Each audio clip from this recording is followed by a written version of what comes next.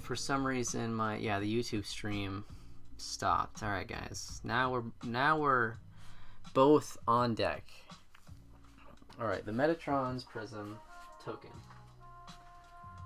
I know that I have to shoot that. I also have to shoot one of these evil eyes.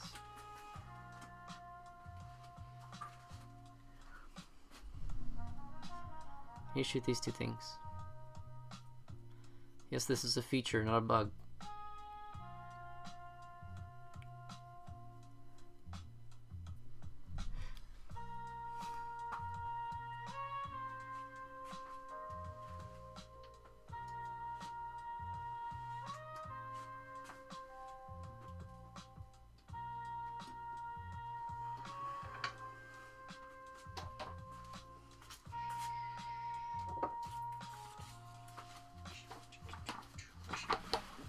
Okay.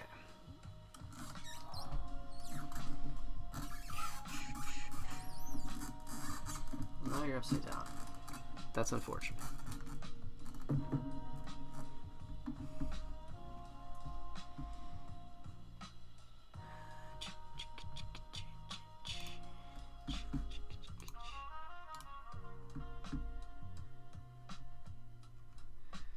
I'll get you, don't worry.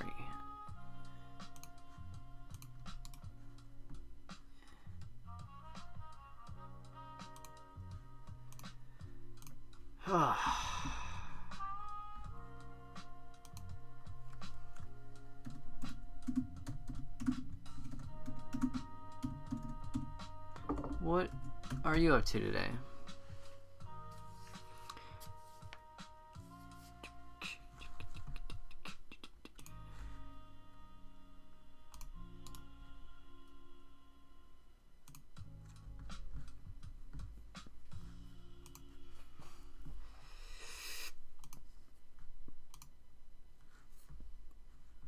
I think they're all up and running.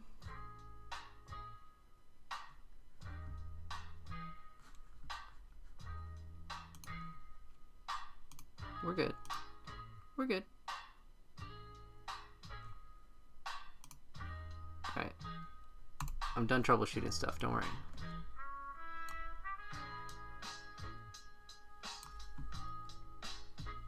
Chat is disabled for this live stream? That doesn't seem right.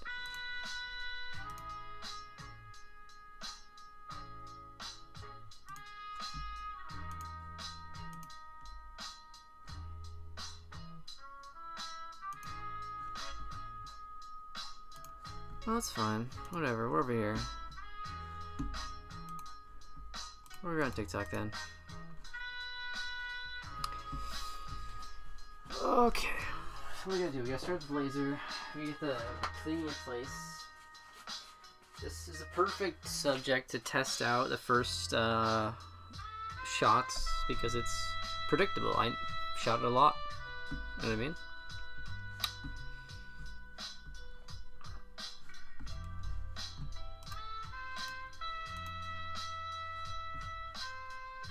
Did I change something to make it so that the chat doesn't work in YouTube?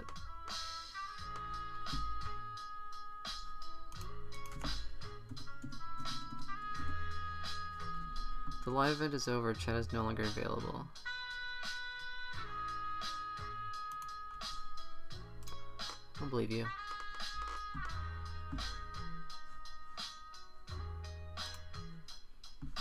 Oh. I think I'm looking at my replay. That's embarrassing. I know this stuff works.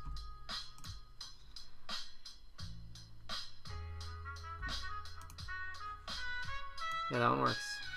That's so silly of me. I thought I had the chat popped out, and I was like, oh yeah, that's me. And I know there's a delay in it, right? So I know it's not gonna be real time, but... What's up, Jeezy? Jeezy? How we doing?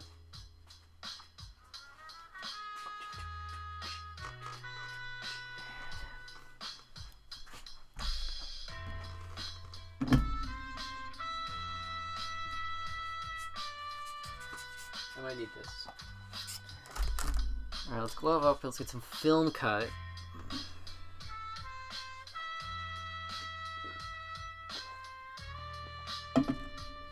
Doing okay. Things are all right. Locally, things are beautiful. Out there, gestures broadly, a little bit more difficult to deal with.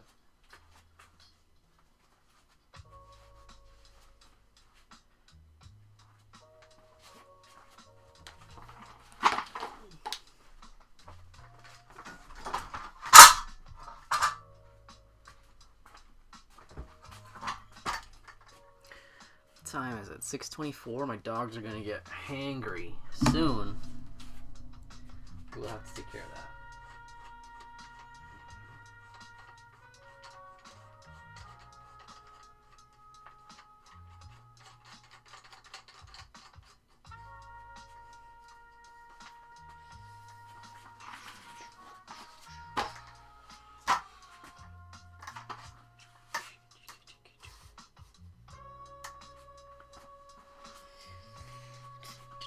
Appreciate the likes. Those things help. Everybody, those things help. Back in action. Abdel, I appreciate the confirmation on your side. That helps me a lot. Again, I would like to just brag and say that this is pretty slick. The situation right now, not gonna lie, best if it's running smoothly on both of these platforms, this is the best I've had it ever running. Okay? And if it works well, I will continue to do this. So, it's a nice setup. Finally, I got something that I actually like. Anyway.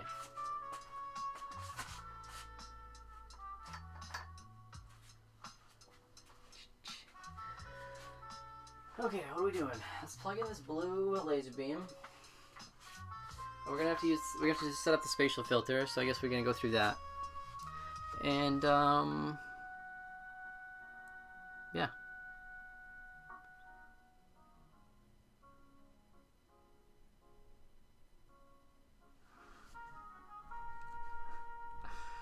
What do you mean I'm back for a bit?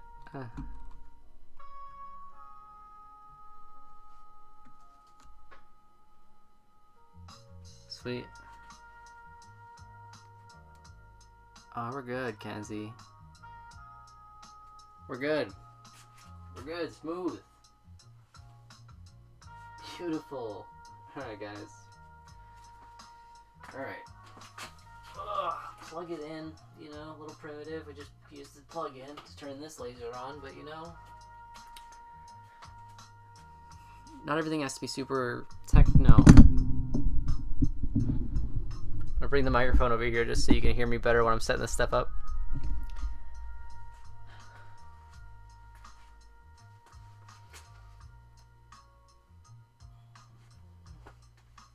This is gonna warm up. Give us some blue light.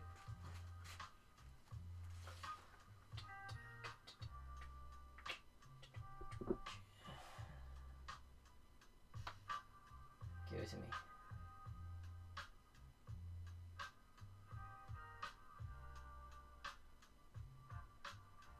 It will. There it is. There it is. Burning a hole in my ceiling.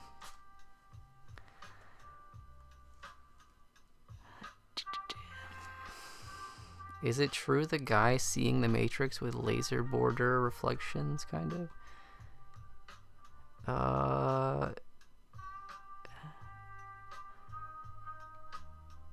I don't know what you're talking about there, Kens.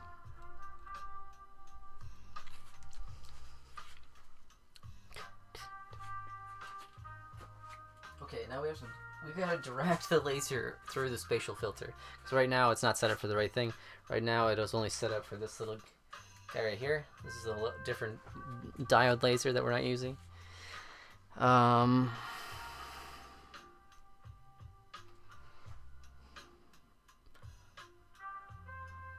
Oh, you mean the what are you talking about? The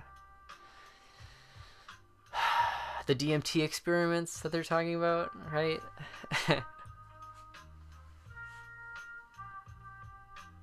Yeah. Yeah.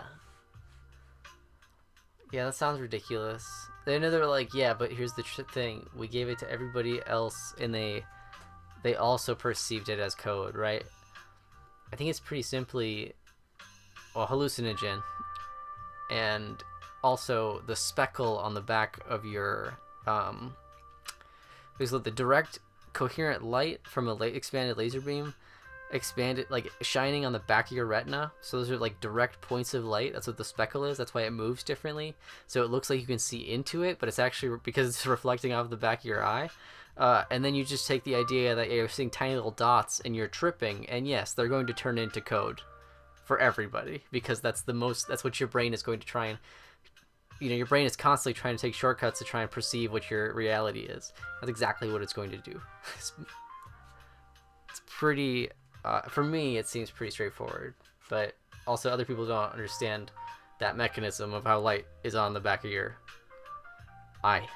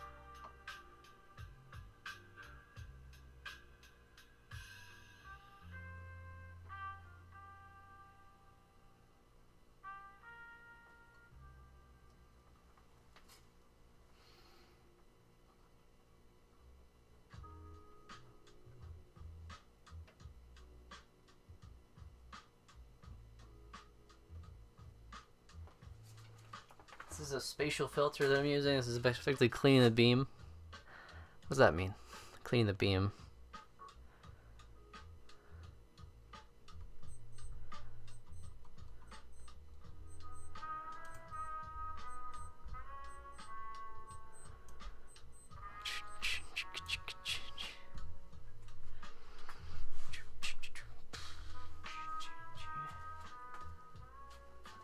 Make sure it's going directly through the as horizontal as possible, directly through the pinhole. This is basically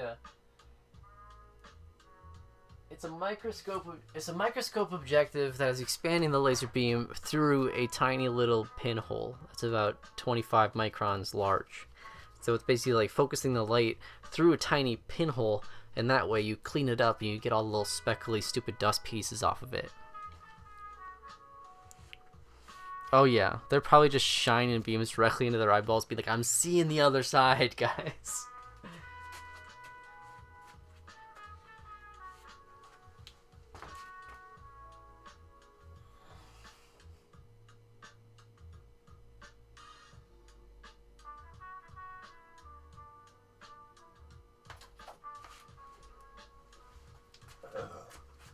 Excuse me. So now I'm going to use this piece of paper. Bring you over here.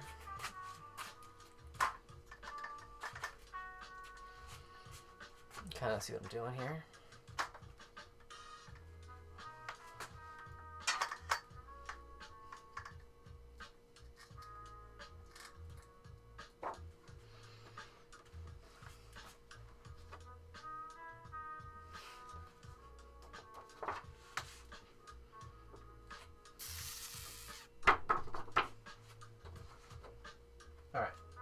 So what I'm looking for was the circle here.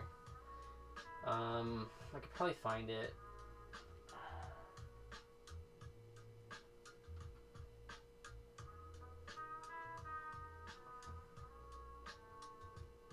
Could probably pull this back even further to try and find it easier. That's probably the smarter thing to do.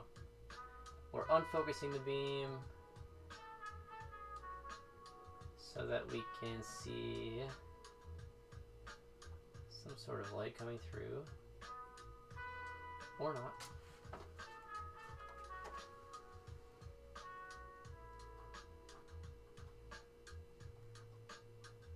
There it is.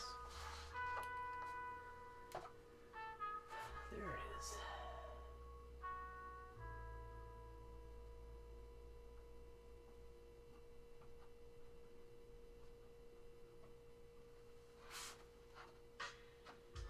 Can't really see that, can you?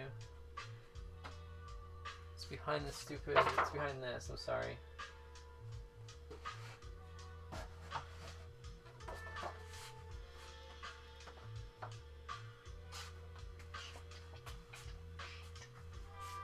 Oh, I can get you on the table, actually. Okay. Come with me.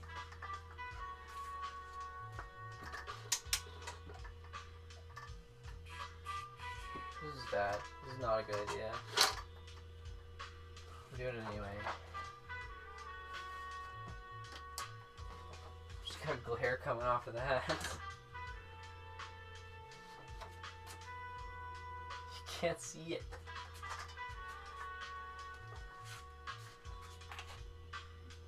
Well, get back to where you were. You're gonna like it, okay? Wow. Oh, hey, buddy. Hey, Sleepy. I love and miss you too. We should catch up soon. Life's crazy, and the world's so scary, and it would be nice to talk to somebody that has a brain.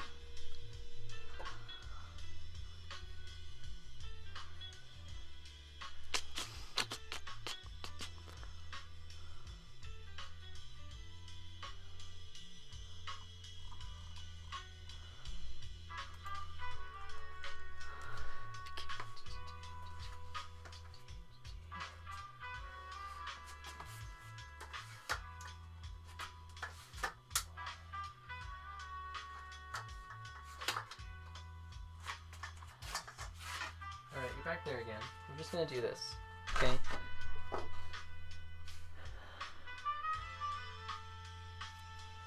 Am I still making holograms? I am. Well, I'm working on it.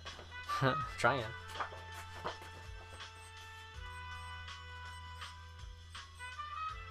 Now I'm gonna focus this down,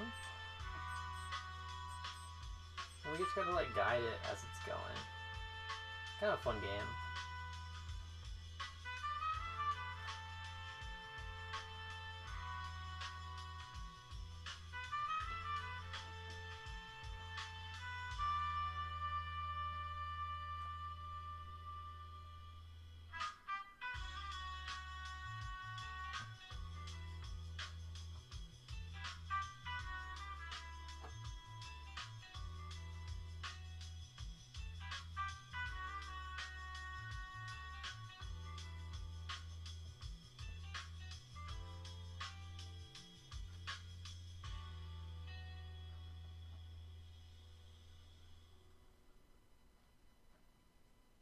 Focusing.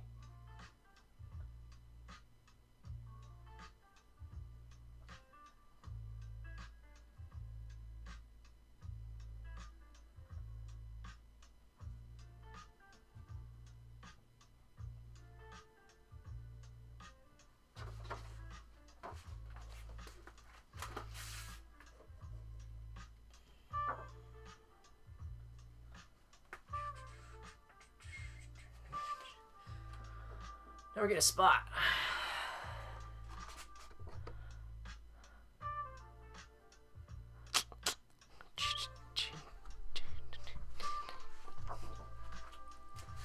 And let's see how close that. We still got a ways to go, actually. So now we can see here what we're working with, which is much easier.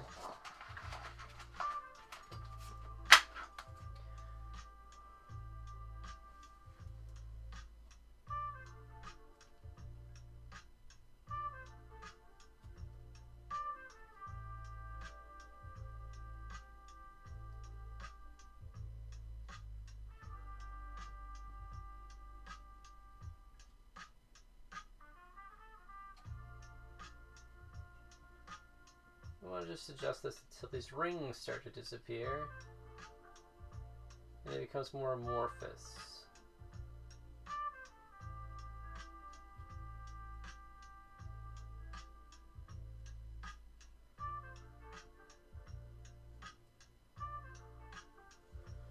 Get up in here. Get up, drive with me. I'll Jack and Rose. Yeah, let's go.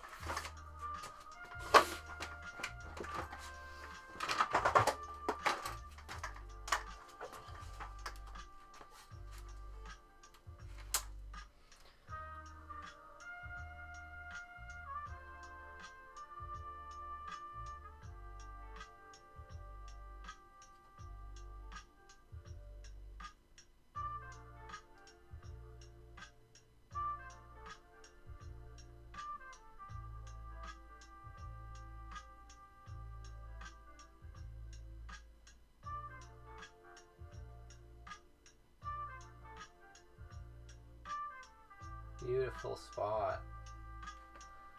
Bring it in a little bit more, maybe.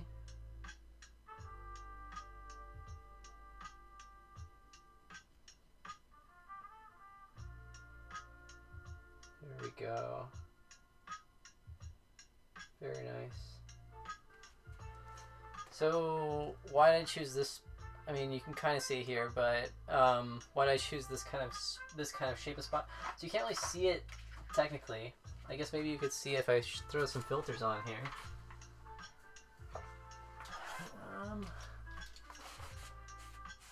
Like,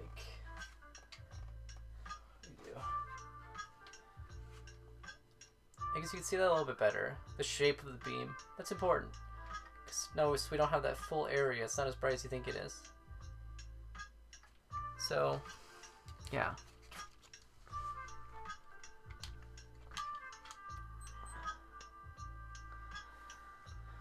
Oh, we got a couple back in the other YouTube, or that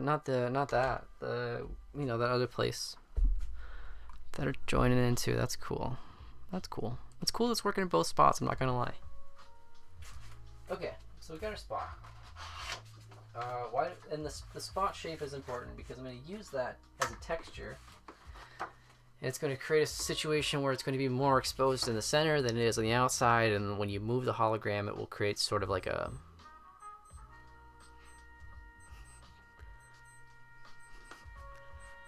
I'll show you when it happens.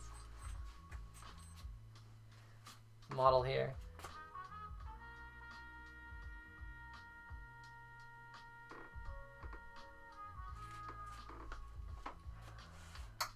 Throw it down. I'm also going to put down a... I'm gonna feed the dogs, they're probably gonna get hangry. I'm also gonna put down this black metal card as a backdrop.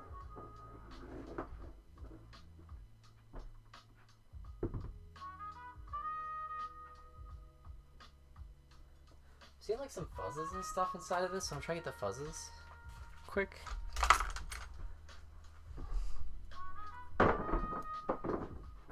They're throwing stuff around out there.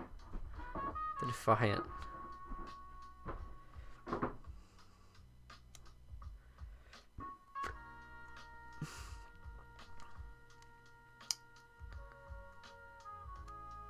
The fuzzes probably won't show up because they're really light and they'll probably blow around with some pressure waves here, but they might, so I'll try and clean them up as much as I can.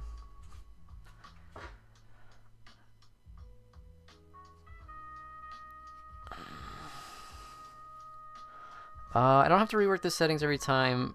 Well, I have certain configurations that I set things up in, and switching the configurations is kind of easy when I know how things are set up, but it's mostly when I switch between different lasers, when I'm switching from blue to the green or whatever.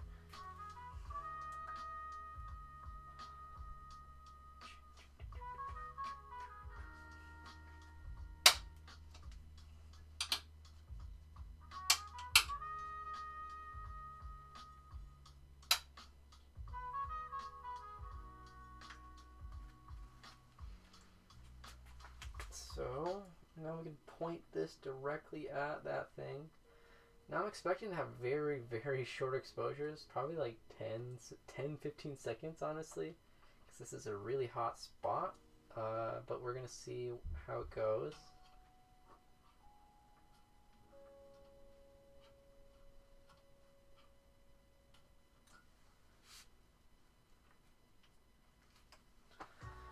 See how it goes. Let's cut some film then.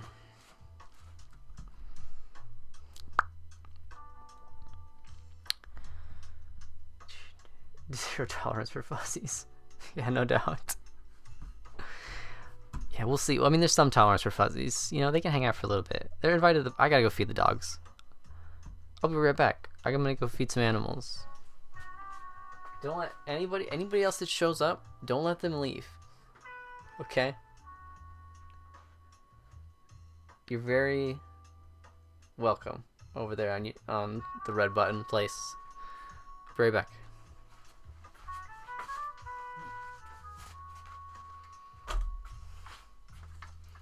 Here, talk to yourselves.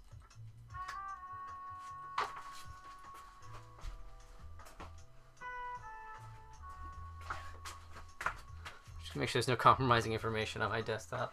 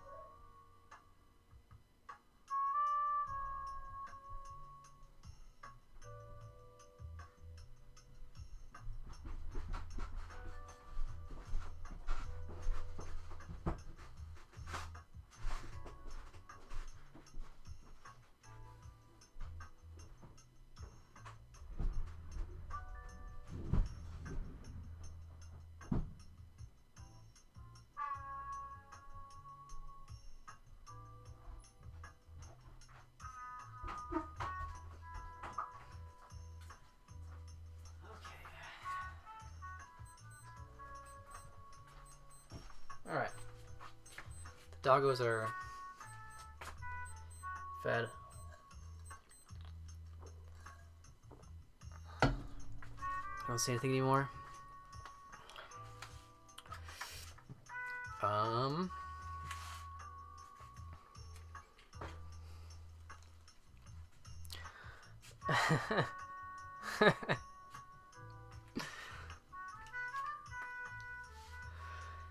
Okay. What are those faces? Those faces. The ones that are... Oh, the ones that are on my table. Yeah, I'll show you what those are. We get this set up. We've gone through that step. Go back over here. Just saddle up, y'all.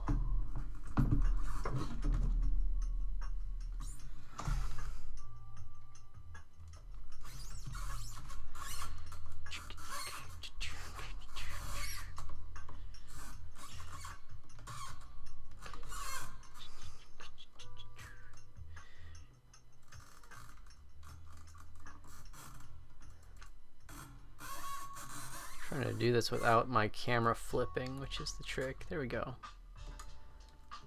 There we go.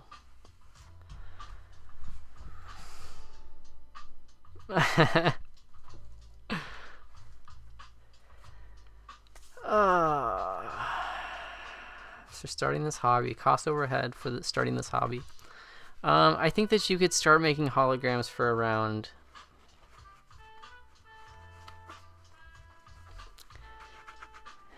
I think that if you're clever about sourcing your laser, you could probably start shooting holograms for like $500.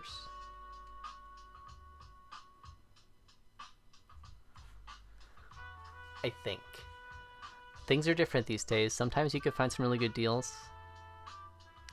on lasers, and I can, if I have any on hand, I can get you some photopolymer film. Right now, I'm waiting for my film to come over from overseas because it got held up because of the unfreaking prompted stopping of the de minimis. Really cool. Super cool. Really awesome. The cool thing to do. So hopefully it gets here.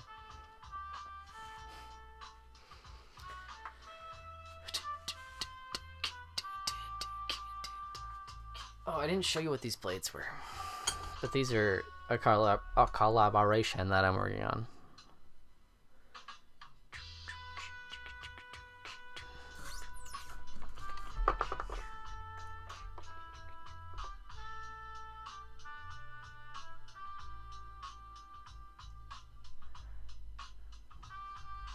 These aren't the ones that I use. These ones are just hanging out here waiting to be turned into something. I probably won't use them as is. See, this is that shape that I was talking about. The hot spot that I was talking about, this is exactly what I'm talking about. See the color variation from the middle to the outside? That movement? That's why we do that. At least that's why I think I do that. We'll see. Yeah, this is the one we got cut.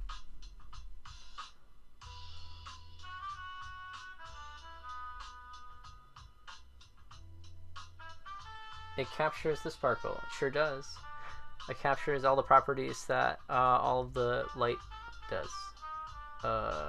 That's how a hologram do. It will, if you take a hologram, if you create a hologram of a lens, and then you use that hologram of the lens, like the lens, it will shape the light, like the lens do. So yeah, it's pretty crazy.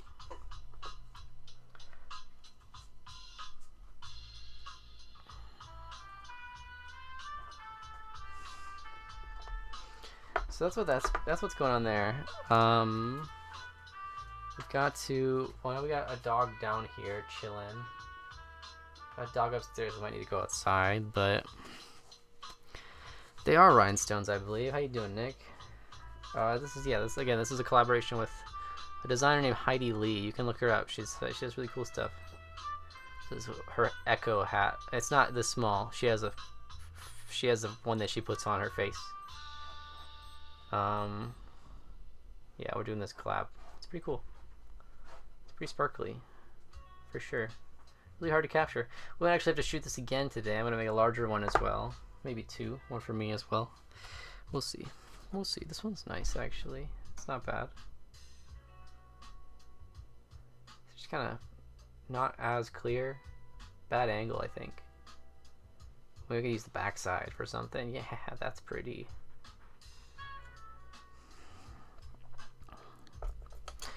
Alright, what do we do next? There's some videos there, Polo.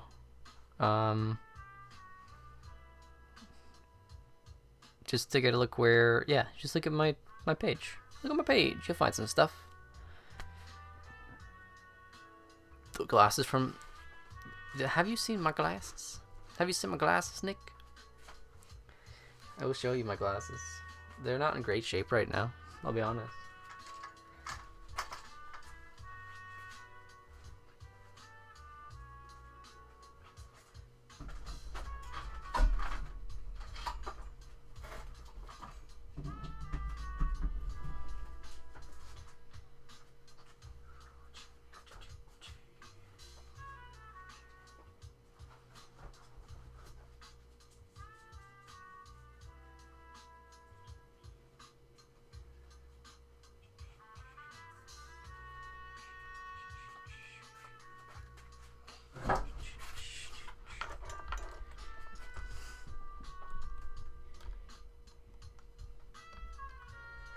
Kind of wonky. I'm not gonna fix them because I don't have time for that right now. But I'll show you them.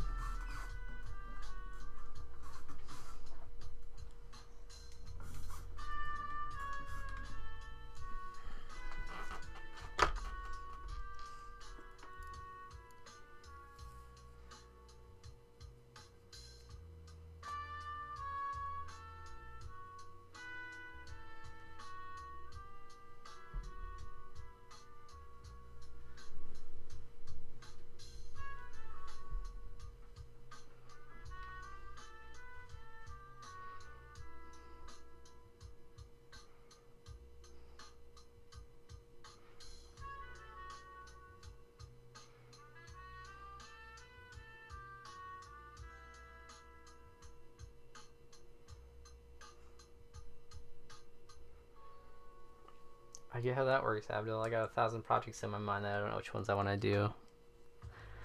Oh yeah, you see Life in Hollow with them on for sure. I got 2 other designs, totally different styles of these that are also in the works, to be honest, but they're totally different shape, language, and everything. Those will come alive, hopefully, this year when I have time to dedicate to them.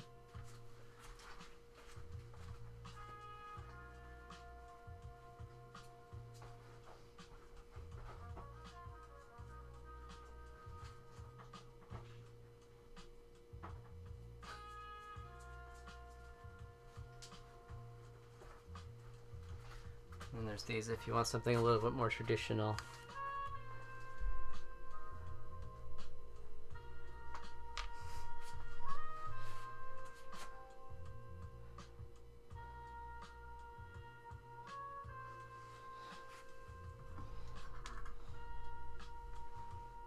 I don't know if you can see this.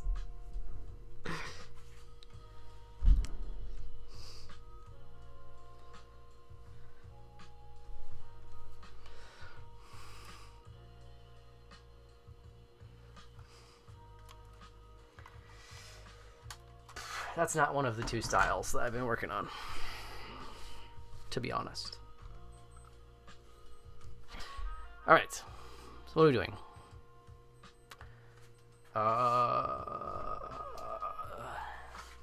Cutting film next. We showed off the lights. We showed off the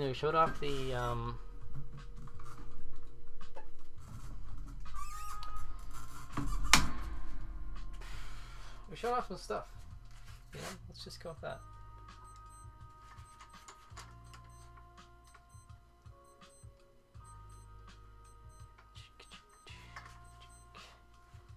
Alright, let's go over here, which is a pretty simple step, but I'm going to show it off anyway.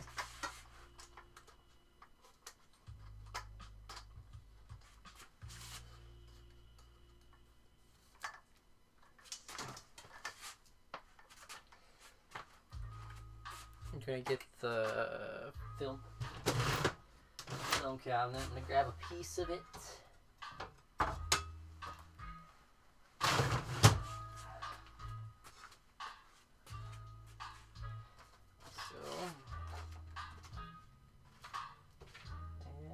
Check the side is the right side. This is the side I want to use. I'm going to get my glass cutter.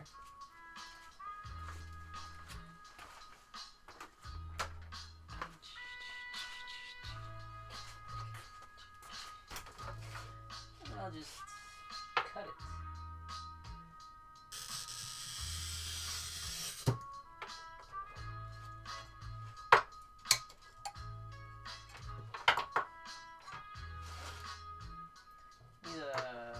Of this whole piece, basically. Maybe even smaller, actually. So what we're gonna do is put it in, and then yeah, we'll just use this as our first test.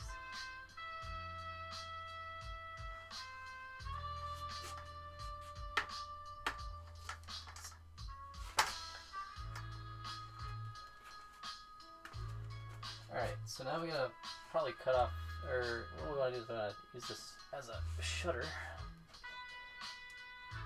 Let's use that.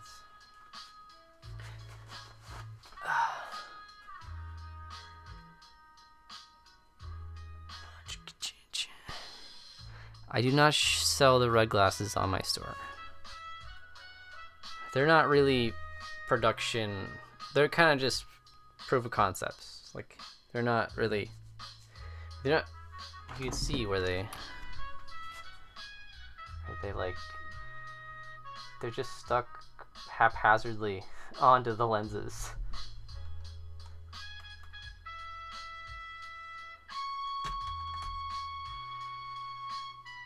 Abdel has a question on another platform that asking about other shaped holograms.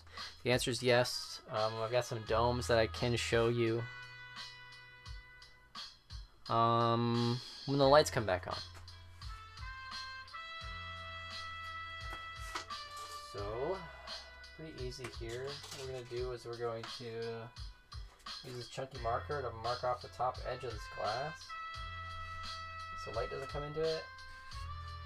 Cause internal reflections that will cause really weird shapes to happen on our glass. Sometimes it's pretty, but we do not want it right now. And then I'm just going to stick this right on top of this thing. Maybe not. Maybe we do that.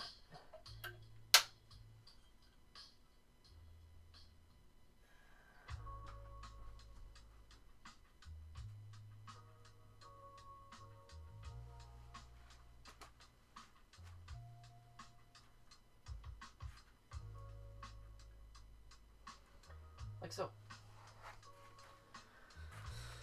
Oh.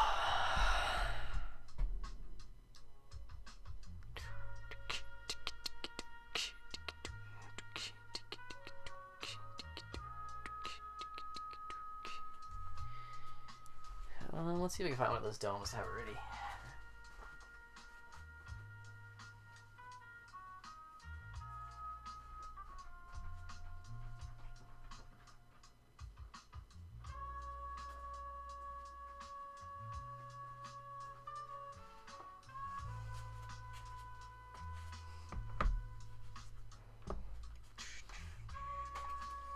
I cut this film up some more so that I've got some ready.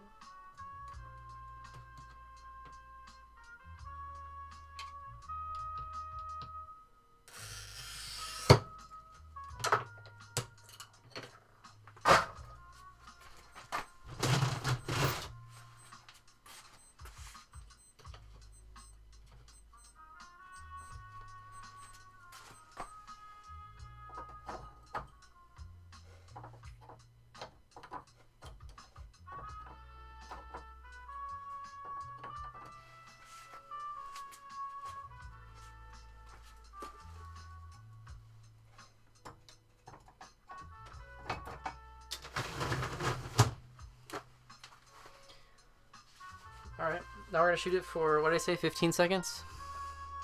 Probably. Gotta pause the music.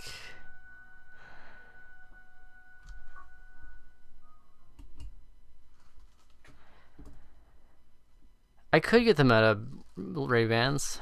I mean, maybe that would be helpful. I think it would be definitely helpful if it does stereo optic vision. Like, if it does have depth in the video, that'd be probably really useful. I think that's a really good bridge to gap when it comes to translating 3D holograms into the digital realm. What I'm going to do is I'm going to shoot this for 15 seconds, and I'm going to put it in the rinse bath, and then I'm going to go and let that dog upstairs out.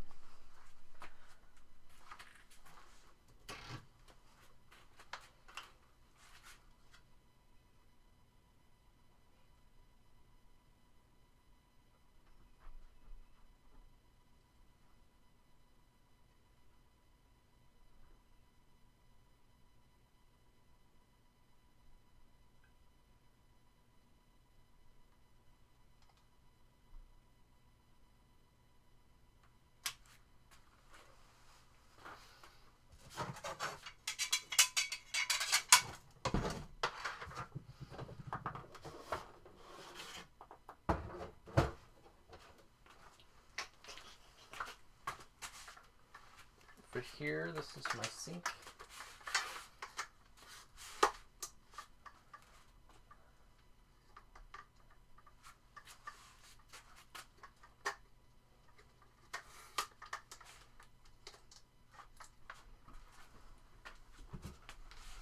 And my garbage. You can take it right off of that object. And then I'm going to drop it into this water over here. It's gonna chill there. I'll be right back. I'm gonna let the dog out.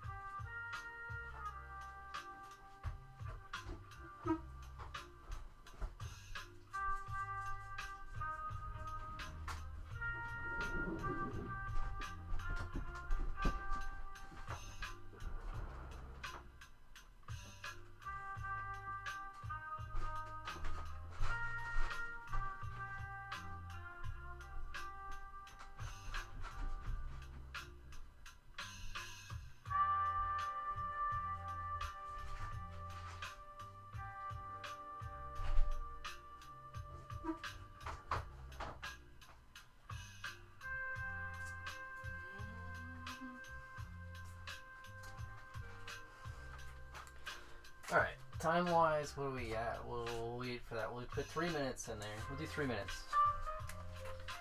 Switch gloves here. Yes, Polo. Sorry, I did not explain that I turned the music off specifically to eliminate vibrations from the subwoofer. And that could have caused unwanted interference while recording the hologram. Gloves. Gloves.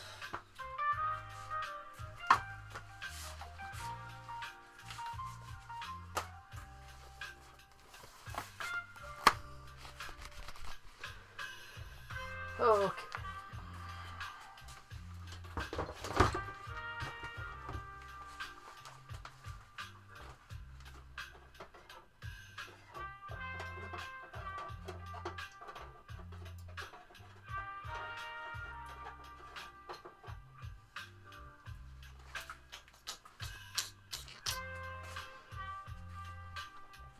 We get a, I don't know how many people are hanging out in the lives.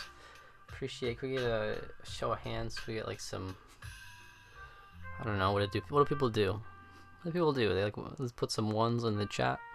How do I see how many people are actually watching? Appreciate everybody being here, but don't know how to do this.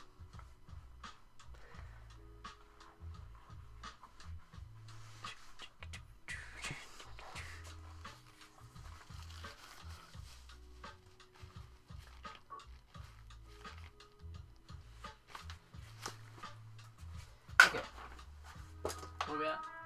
Almost there. 30 seconds.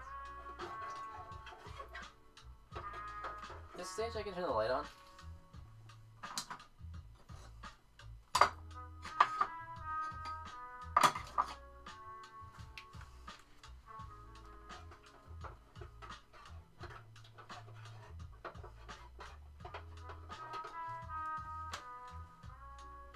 Balance looking a little low.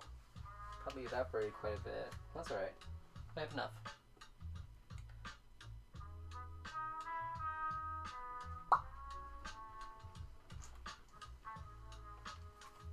Alright.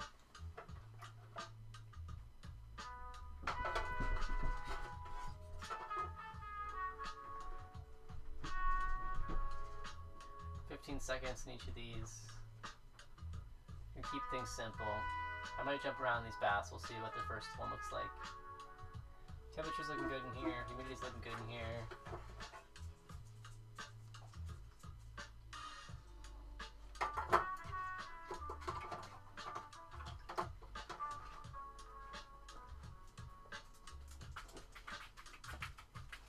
Here we go. Go.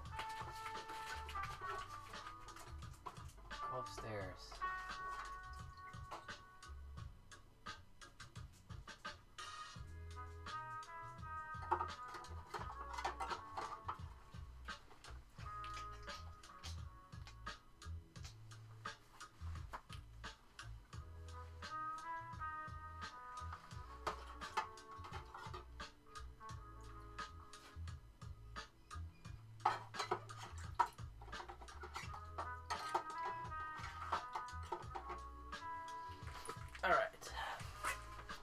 Now we're gonna start seeing some stuff. That's we just developed in increasing alcohol baths, increasing concentrations. I guess I could take you out of there for this. I'm trying to shake you too much.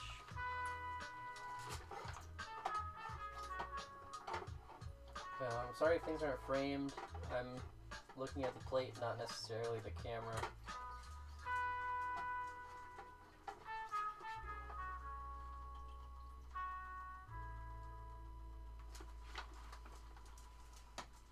So now we've got refraction, that's good, looking good. We're gonna dry this thing.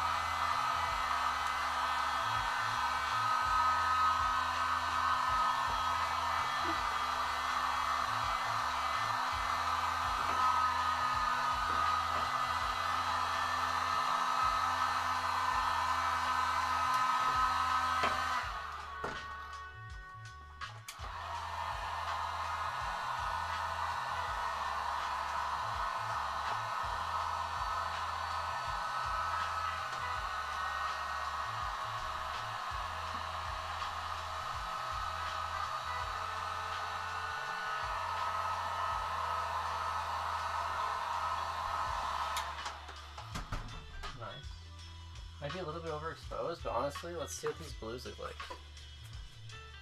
Oh, this is domes that I was talking about. Hang on, I'll turn some lights on.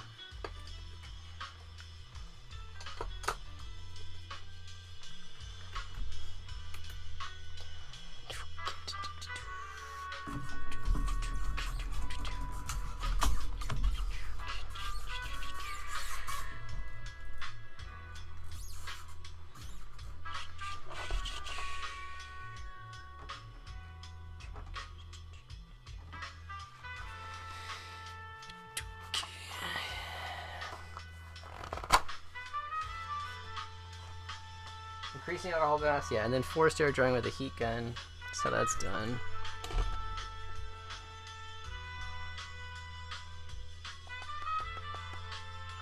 So that's the dome that I was kind of talking about earlier. You know, it's not flawless, but you know, it's just I keep refining the technique, and someday it'll be something very cool, I think. I mean, these are pretty cool. These little, these are called flight logs. So, that was the first test one.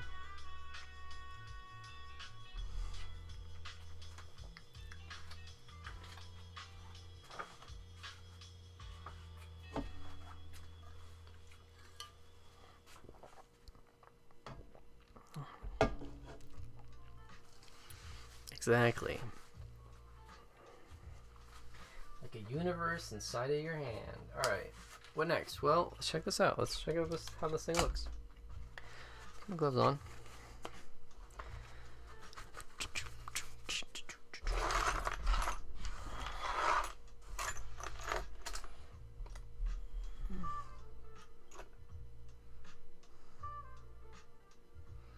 What's up, Ascending? How you doing?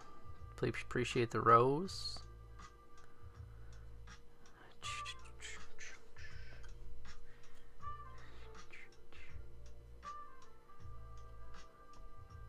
So yeah, I think that looks pretty dope, honestly.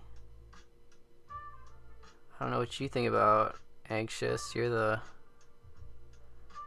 client, right? It's blue, but it's so bright blue, and you still get these reds on the edge. So let's get things trimmed up. Let's get it trimmed up. Ooh.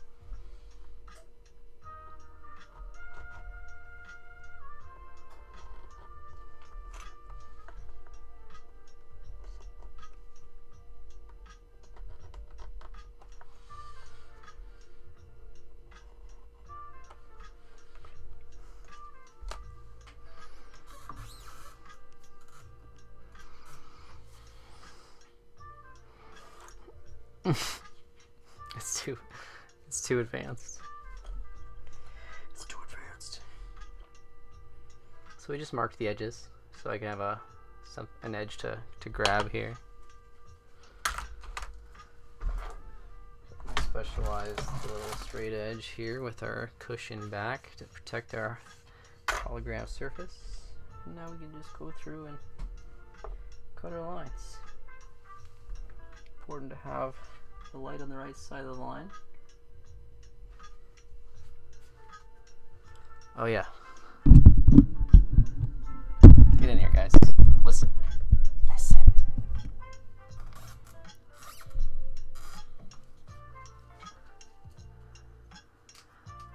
Sometimes you get stressed at this stage. I mean, sometimes mess it up, but honestly, like, you just gotta let things happen, right? You can't not do things.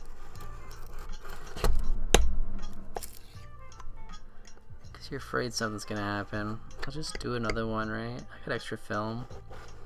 I guess sometimes when I'm almost out of film, and I absolutely need to get the shot because the client's gonna get upset otherwise, right? That could be a bad situation. Make me a little stressed.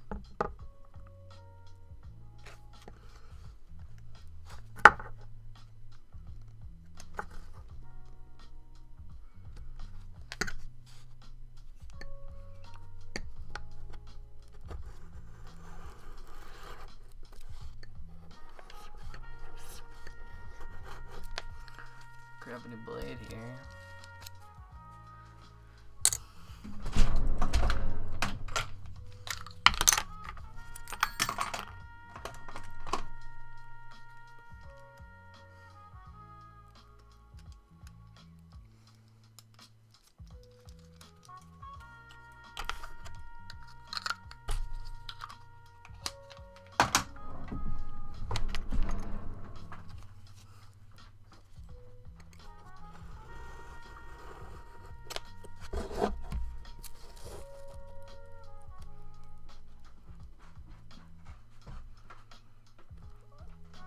Effectively, yeah, the glass plate is just a substrate to hold the emulsion.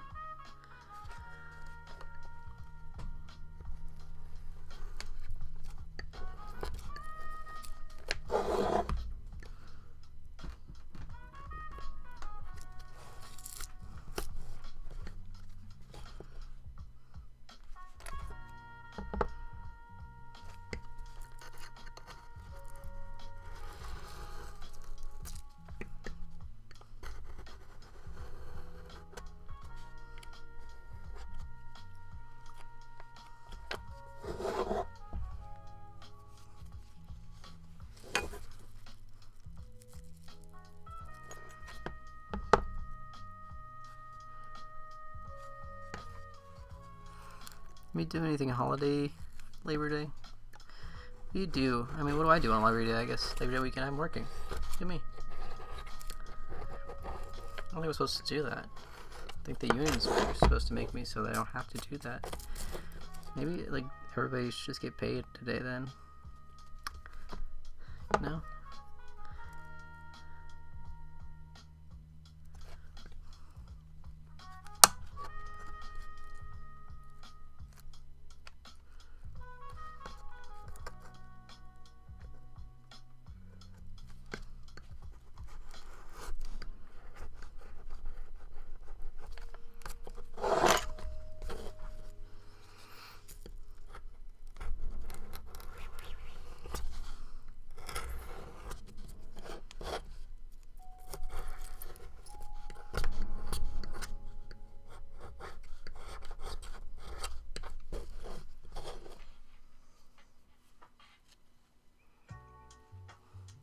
I mean, that's why I pulled the microphone in, because I feel like it is kind of nice, right?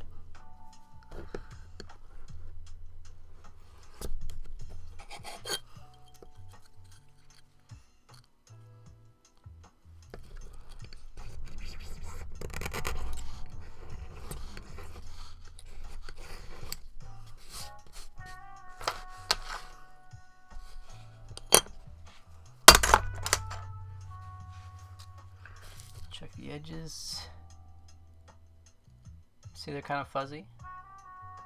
Bottom right ones looks pretty good, but some of them are kind of fuzzy, and that's okay. I expect that. So that's what we go through with the other fresh blade, and we'll cut those sharp.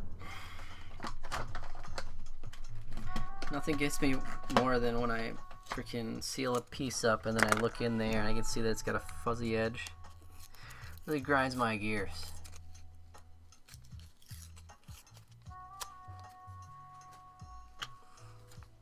So this is gonna be, I'm basically just be taking like a freaking micro sliver off of it.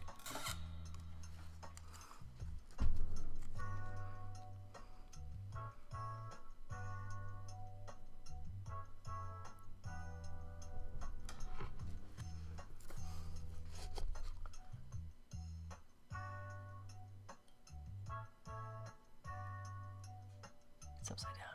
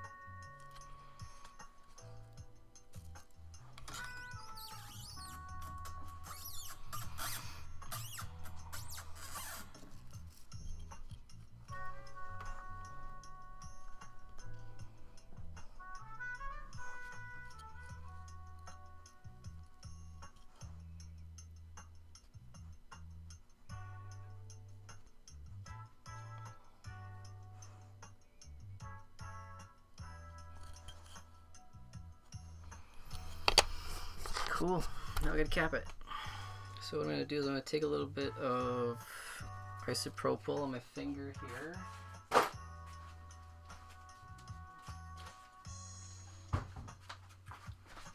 gonna clean the edges up.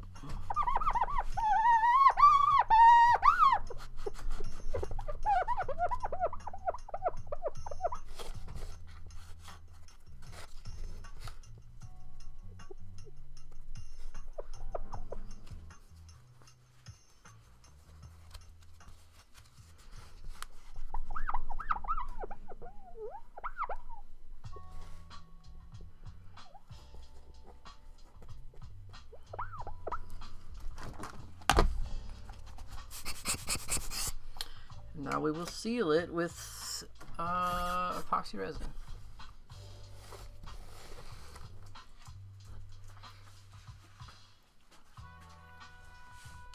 I need a cover plate first.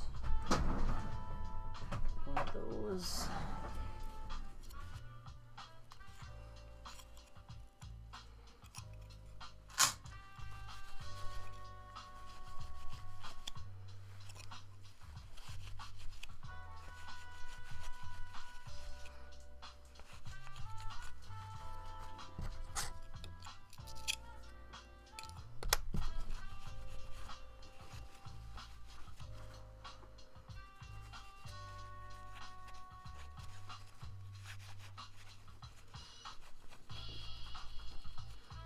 Sure it's clean.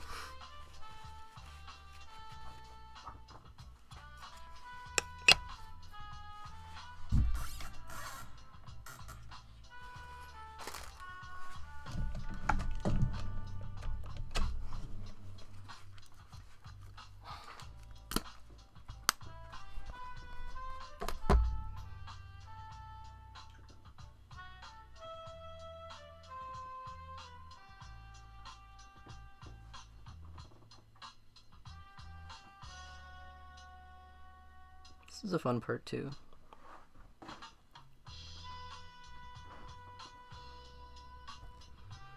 It's called the splats stage.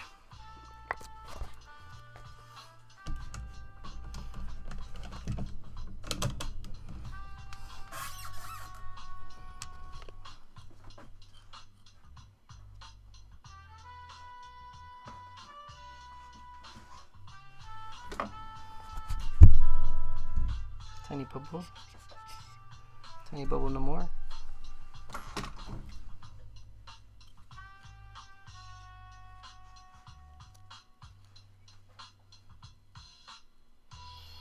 I'm using a 532 nanometer laser.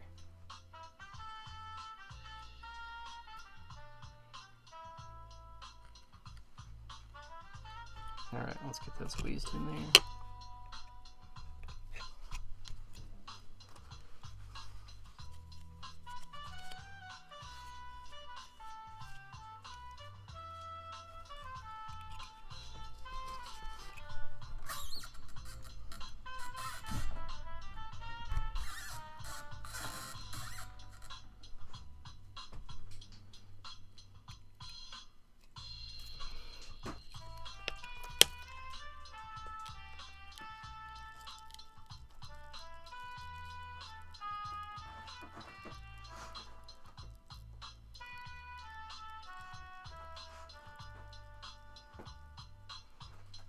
Oh, I'm sorry. I'm so sorry, Polo. I did not shoot in a 532 for this.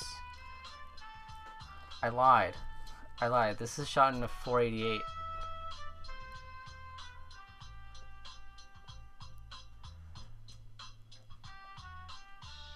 My bad.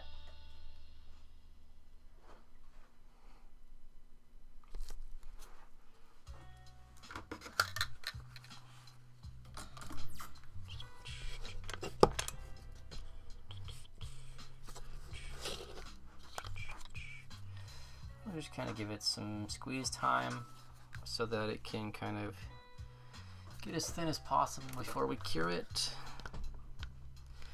And very important, you never want to cure it while it's squeezed, or even right after it's squeezed, because there's still pressure inside there. You need to equalize before you want to solidify those bonds inside of the epoxy. Otherwise, the two layers of your glass sandwich will eventually want to come apart.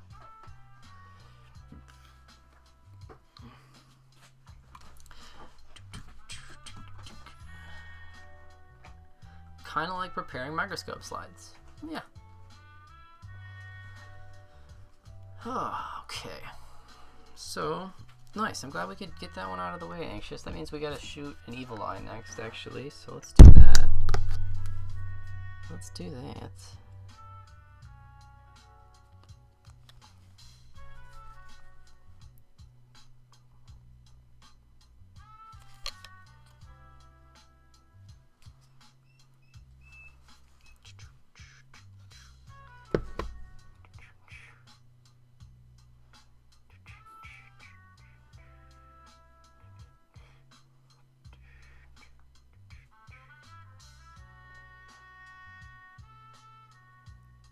Yeah, that is a cool thing. I wish that, honestly, that was even like, had a couple, back in the day when I was doing this all the time on TikTok, going live and stuff, I was doing a lot of commissions, and working on them on live broadcasts, right? And the collectors really loved doing that. Really loved seeing it being made, right? And I guess that makes sense. Obviously it makes sense, but it's not something that I think that, recently I've gotten more people asking, I got people asking about,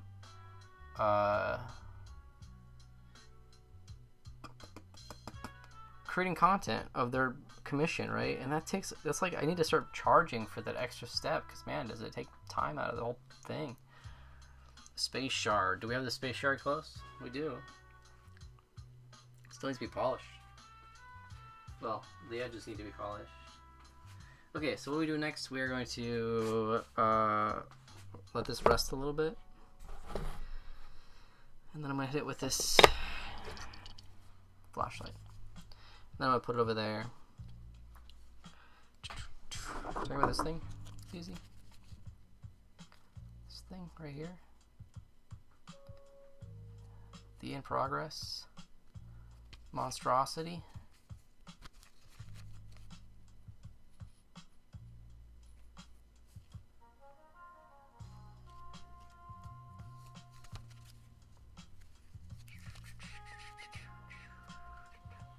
Still trying to figure out how I'm going to layer the glass in a way that's going to make it the cleanliest.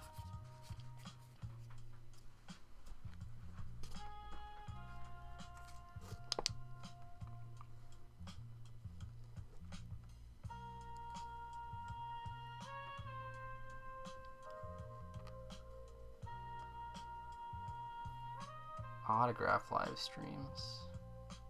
I guess that makes sense.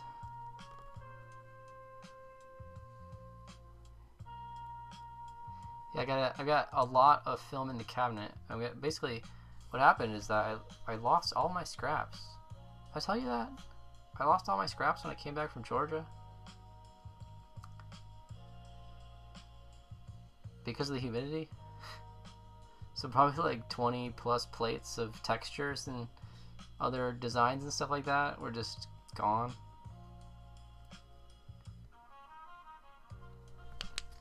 Wasn't awesome. Wasn't an awesome time. Probably literally have never lost that much work in a single moment in my life. It took a little bit of time to kind of come back from the shock of that.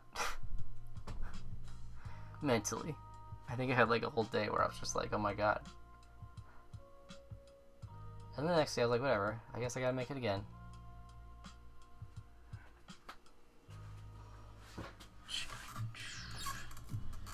Next step is going to be going over this thing.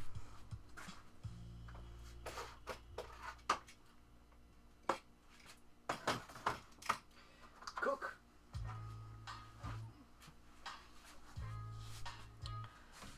And then we're going to set up the next shot. What's my phone battery is at like half, you know, it's not doing bad.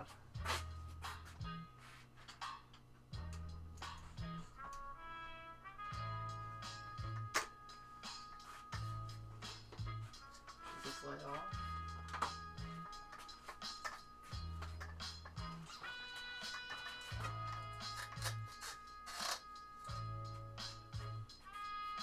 This one's so small.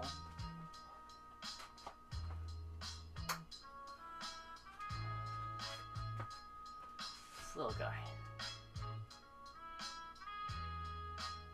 It's basically been one of my most popular designs for jewelry, I think, ever.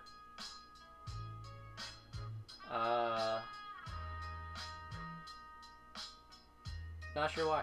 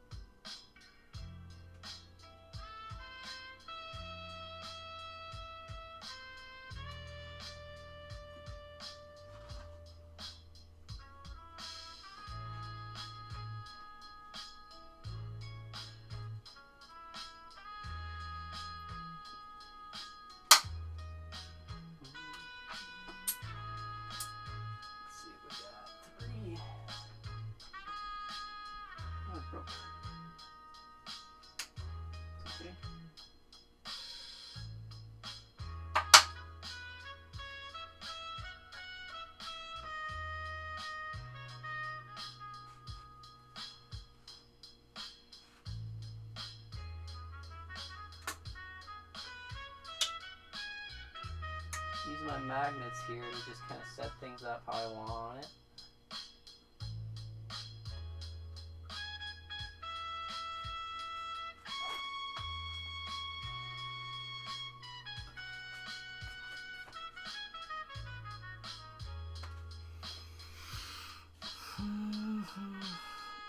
What's up, Path Between?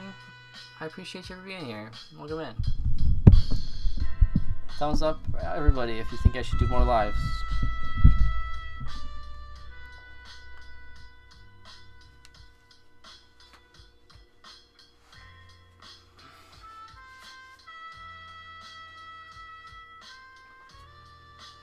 Okay, so we've got this lined up pretty much.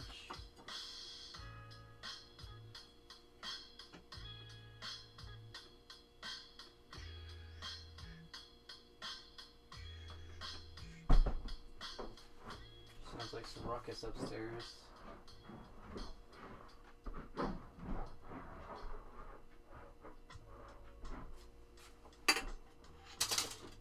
that dog doing? Alright, let's pull out a plate. Pull out a plate and see if we'll shoot it. You know? I don't like to overthink things. Just do it. The UV light's over there, but I don't think it's going to affect the film. DCG is so slow. More lives. Polo says more lives. Agreed by Abdel. Appreciate that. Okay.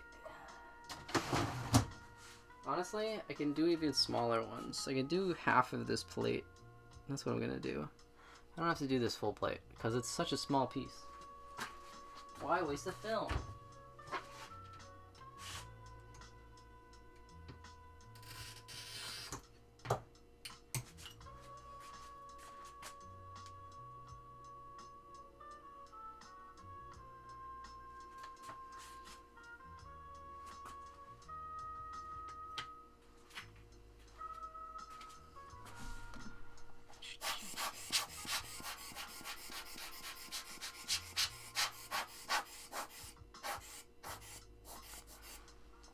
If you created like a hologram of something that's stained glass,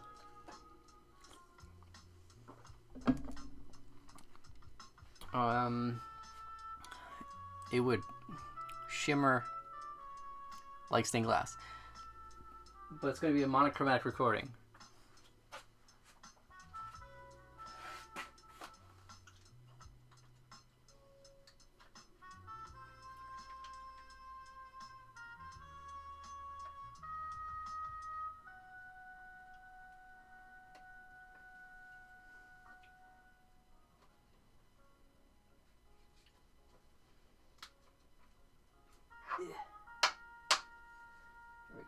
That's what we're gonna do. Sometimes I forget which side the film is on, so I gotta scratch it to see which sides get scratched.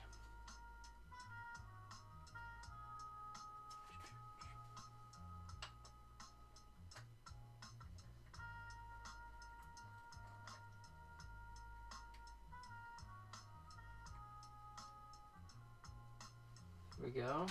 Make sure we get the black marker on the top.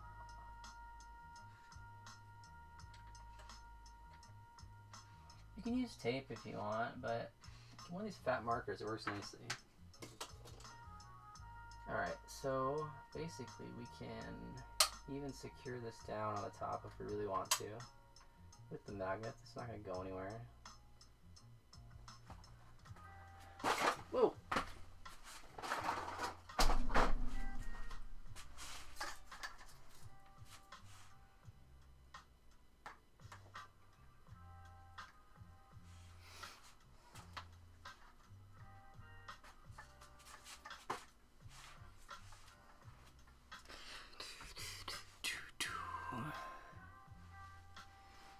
Will do, Anxious. Appreciate you for popping in for your piece. That's cool. It's cool that you got to see it.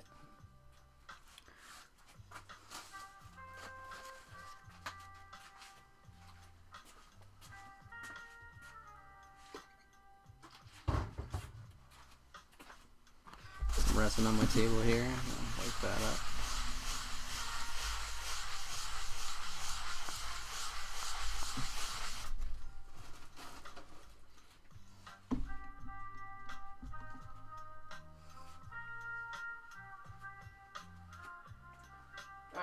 Kill the music for a second, and what did I say? We shot the last one for 15 seconds. We are going to shoot this for 10 seconds because it's shiny. Trust me.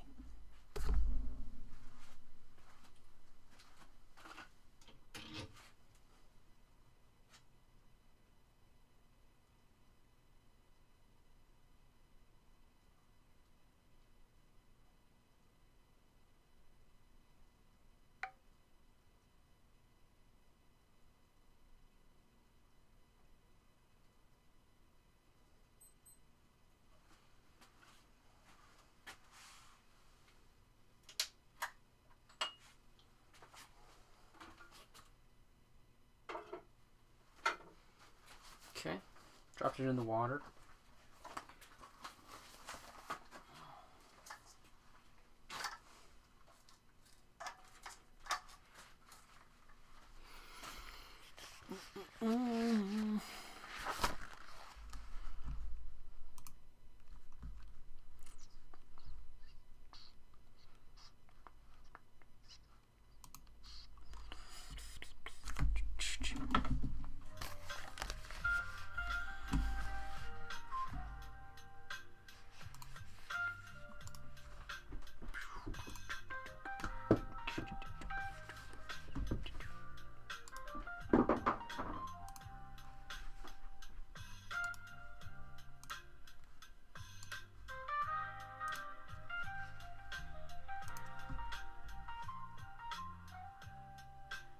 Metal pendant.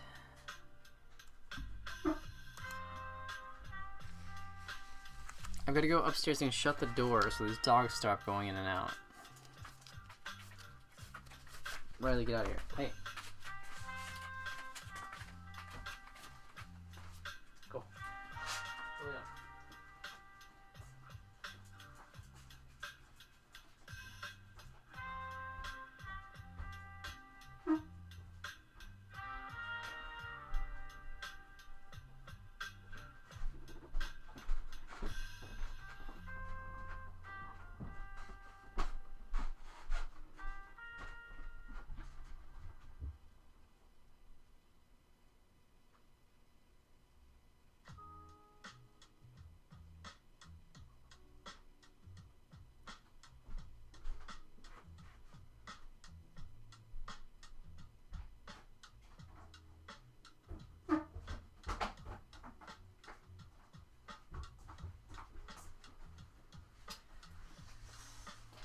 almost tripped down the stairs.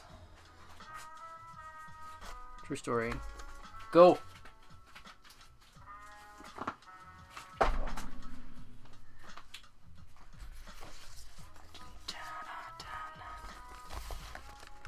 I have seen the hologram on the microscope that you look inside the eyepiece to see the insect specimens on the slide.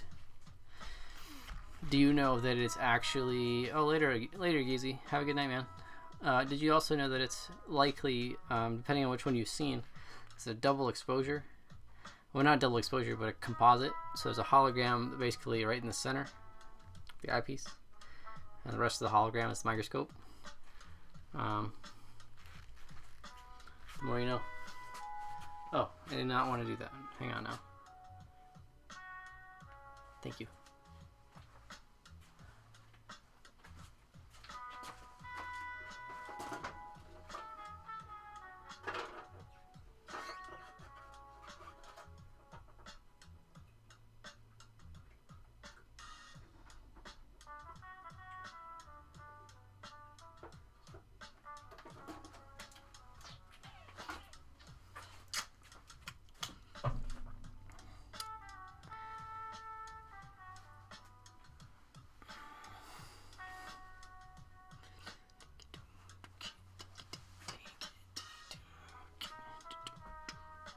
It's just really tricky to get the laser light underneath the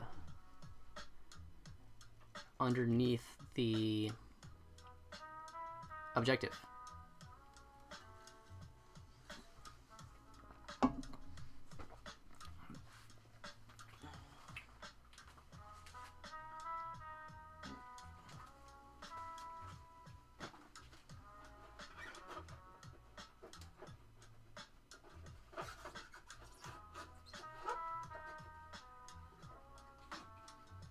Since the last one turned out really nicely, we're going to do the same thing. We're going to do 15 seconds in each bath.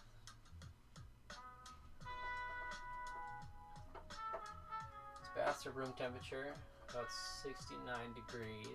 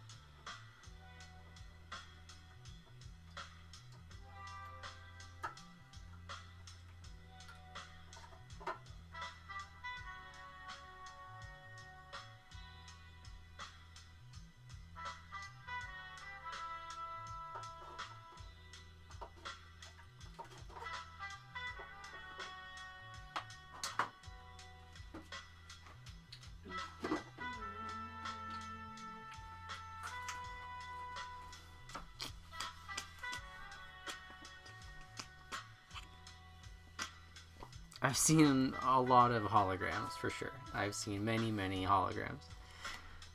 I still do see some that I've never seen before. Sometimes new ones pop up. But I have seen a lot of them. I have a lot of them.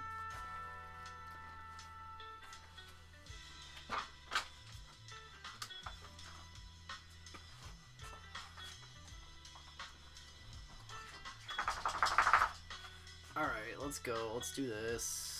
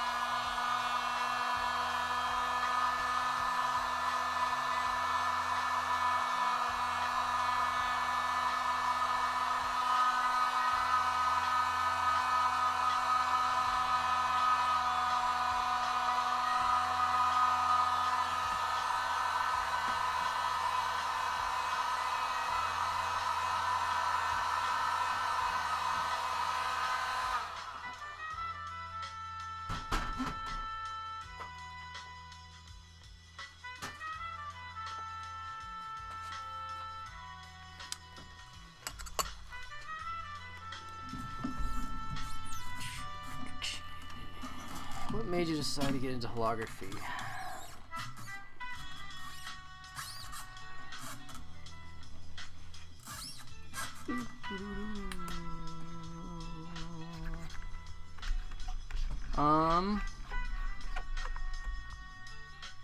I think I just had a fascination of it as a kid, to be honest. You know, there was this book that was in my school library when I was about, I don't know, 9 or 10 maybe. I could grab it over there if I wanted to. I will, to prove a point.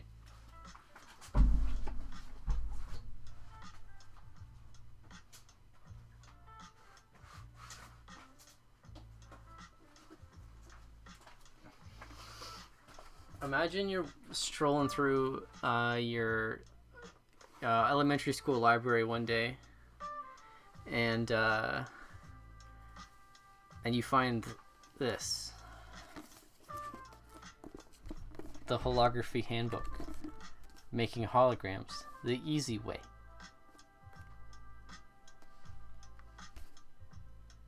Right? Hell yeah. Hell yeah. Banana bread?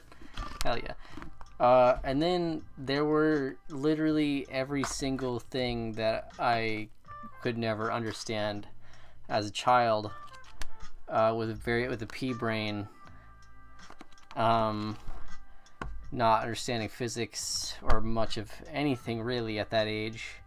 And I decided, okay, well, maybe I can't do this. Like, I can't have that in my bedroom as a 10-year-old, right? So, you know, you kind of take a step back. But I did come back around as an adult person. I was about 28, I think. I don't know exactly. So, as a kid, I was like, yeah, really cool book that I found that I thought was going to be very useful, and I was going to be making holograms the easy way. Fast forward, like, you know, 15 years or whatever, I had to approach the subject again with new knowledge and honestly new technology. A lot of things have happened in the laser industries since all this stuff got kicked off.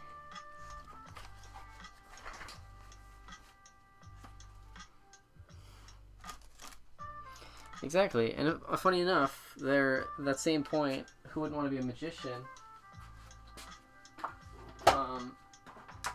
That's actually where I first saw holograms, in the gift shop of a magician's gift shop.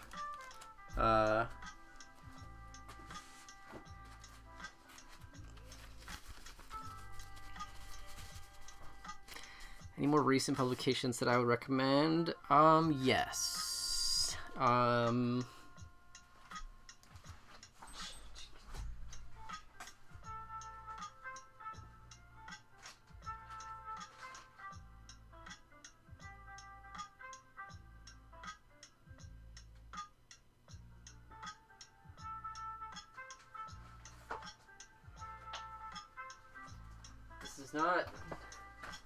This is not everybody's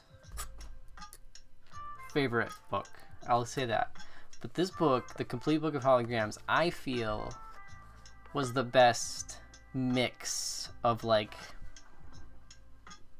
young adult language and steep terminology, and just the pacing of this book is really nice. And it does this did a lot more for me than most of the other things, but that also could have been because I read something in a previous book and that clicked when I read this book, right? But yeah, I mean, this is showing exactly our how the beam is being recorded within a reflection hologram, which is a volume hologram, effectively. So imagine all these layers existing within like a 10 micron film, right? I'm talking about just on that layer of glass. And the information is kind of encoded within these layers, and these weird, crazy, squiggly mountain range patterns that refract the light in the same shape that it was when it was recorded, right? But yeah, this is, like I said, I like this book. This is a nice one. I've got literally like 25 other holography books over there. I'm not going to go through all of them, But there's a lot of information, and I think that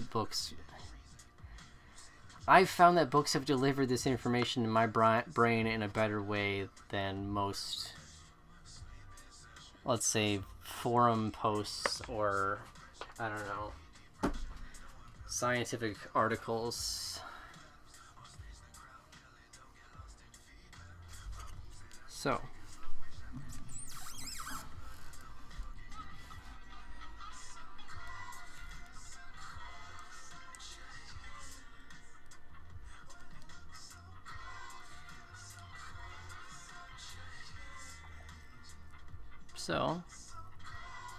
this is our new people. I pinned it. You know, it's just still a little green, right? I kind of wanted to keep it a little redder. That's why I shot it with a shorter time frame. But, you know, we'll work with what we got. So, how do we do this one? Do I have a template for this, or do I don't know if I have a template for this.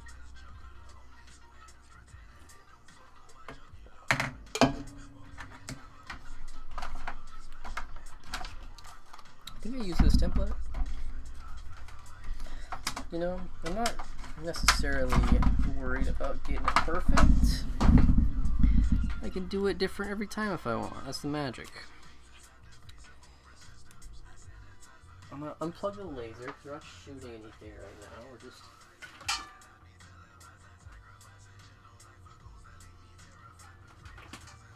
I need to be putting miles on it.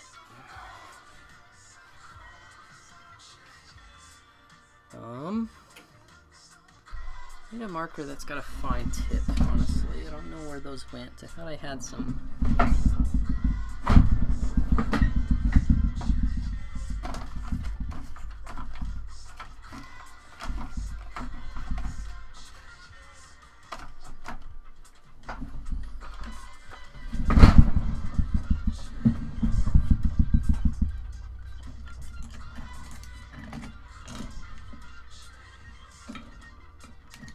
Whatever.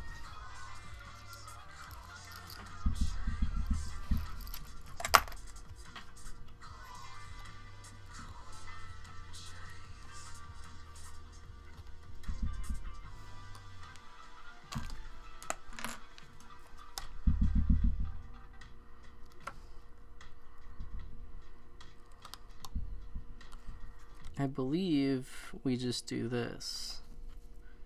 I don't think I ever create a template for this, but I do think that it's this move, and then it just goes up higher.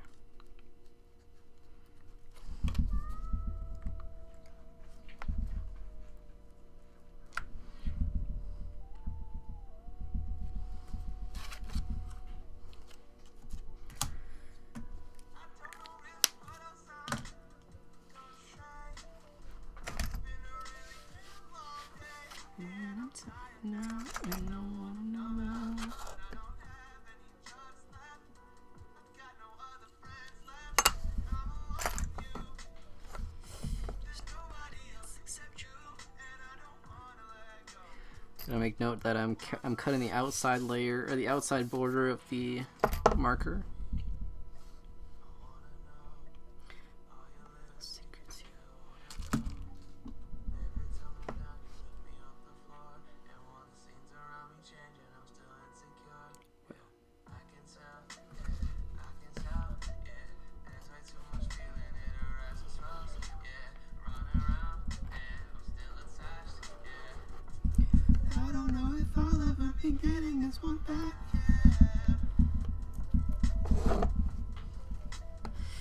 I can actually just freaking freestyle this. It's not actually that big of a deal because I'm going to be cutting them short anyway,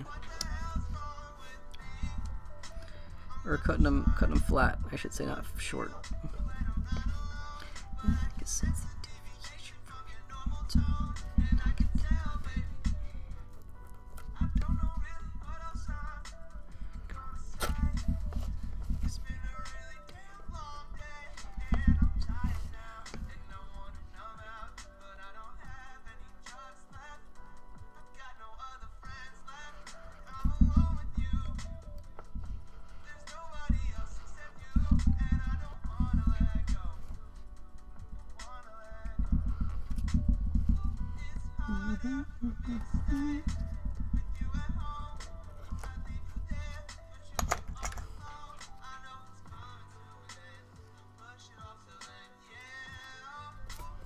Happy to entertain there.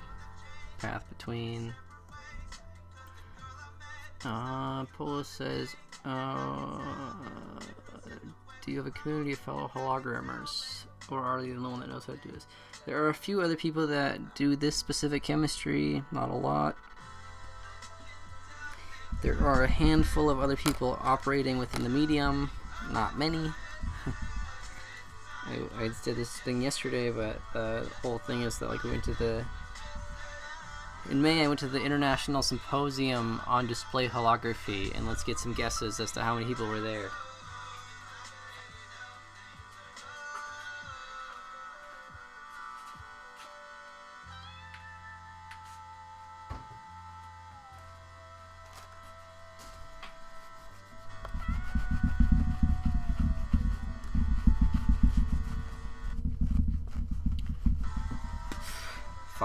Five's pretty low. 6 people we got over on TikTok.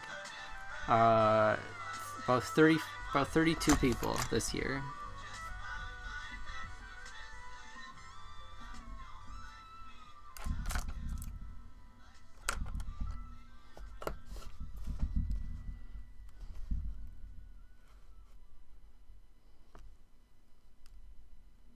Not enough, in my opinion.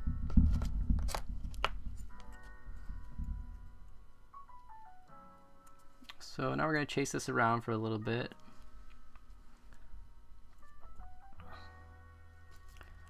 Way more than 6, you're right, but not definitely not enough to be a good pop-in community for an art form that could be dying. So, yeah. So again, like I said, I'm going to chase this around a little bit. I'm going to cut the bottom a little bit. I'm going to cut that side a little bit. And we'll get to a point where we got something that looks clean in the right shape.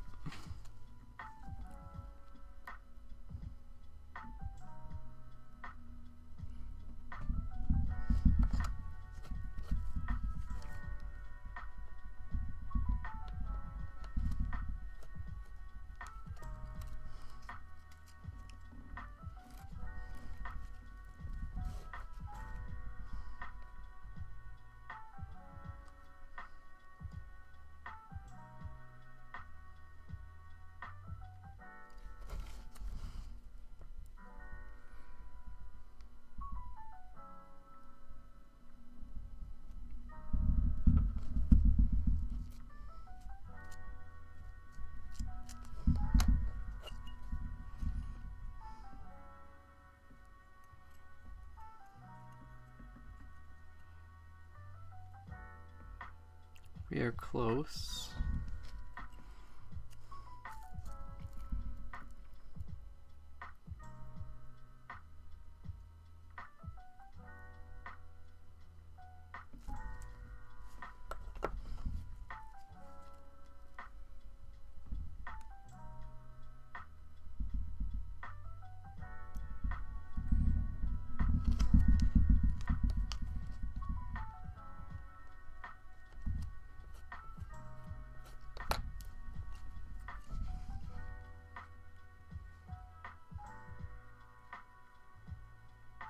I think I just take a little bit off of this side, and then we're there.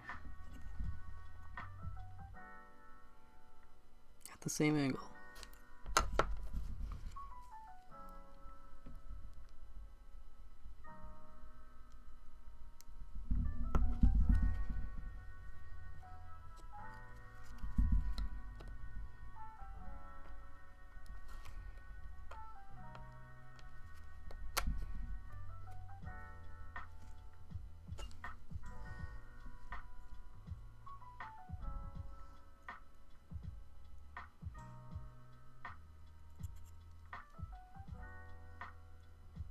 What's up, Lee? How you been? Didn't see you pop in there, sorry. Supposed to pay attention.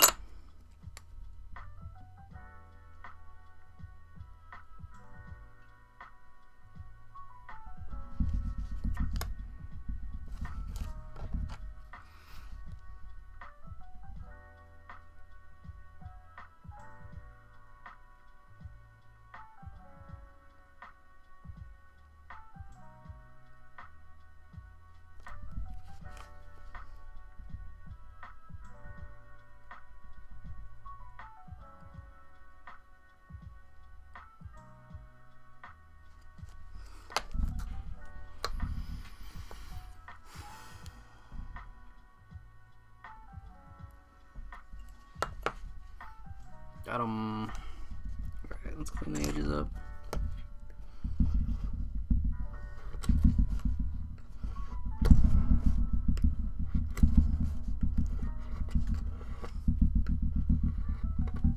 Must be perfect.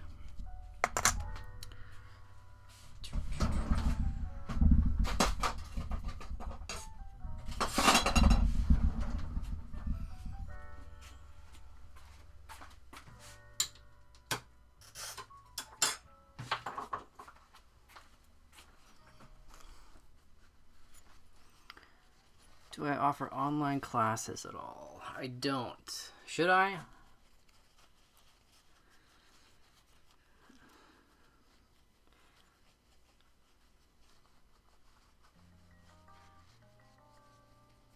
Adding a lenticular IG post. Nice. What's the lenticular job you working on? I should teach. I mean, I did some in-person workshops when I was in New York in May. That was pretty cool.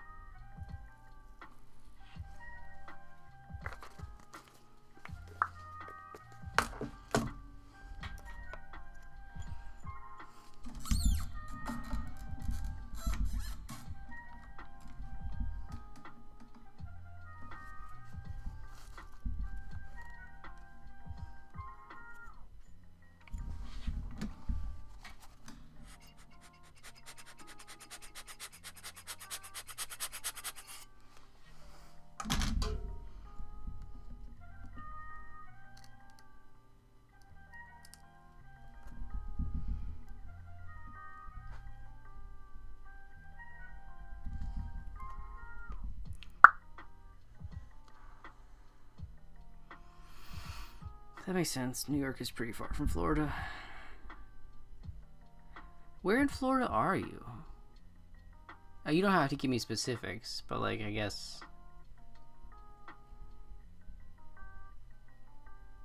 The reason I ask is because there's going to be a new holographics facility opening next year. Company, gallery, a venue. I'm probably going to go to the grand opening, but I don't know where specifically it is, so I can't really even say if it's close to you. Some kind of touristy little location, I'm not sure.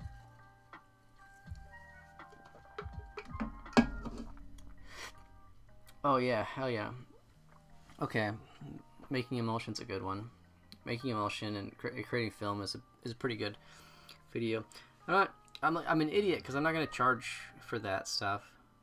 I just fundamentally don't think that, like, this, I know there's like all this money to be made and creators creating their course, right? And I get this is a niche topic, this is where you create a course, but I'd still rather just give the information away for free and maybe have like some sort of situation where maybe if people want to pay for it, they can, but if you can't afford it, you don't have to. I don't know, because I know whatever I'll put the effort into creating the content and place it in the right shape so it's like comprehensible for everybody in my shape that I like, that people might appreciate, but I still think that information should be free. Palm Beach County.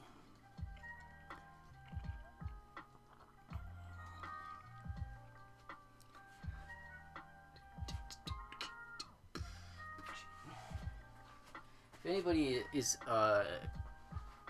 skilled in how to create structures, pricing structures like that, hit me up. Too much paywalled hustle content. Exactly. Whatever your hustle is, I mean, it might be life coaching, and it's just like the only thing you have is the words that come out of your mouth. But I create things, and I want to make my money off of the things that I make, not necessarily the information that Hold.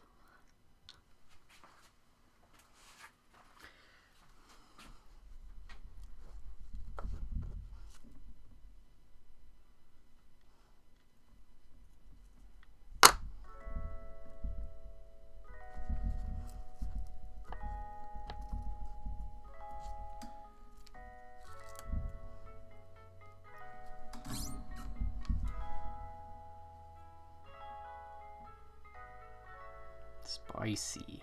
It's nice and clear too. Oh, I'm sorry. Polo.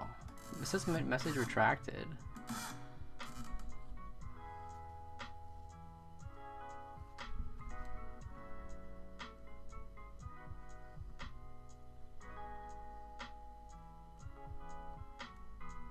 Well, the biggest hologram I've made or tried to make. Sorry, I wasn't ignoring. I just literally didn't see it. I'm trying to manage 2 chats right now, okay?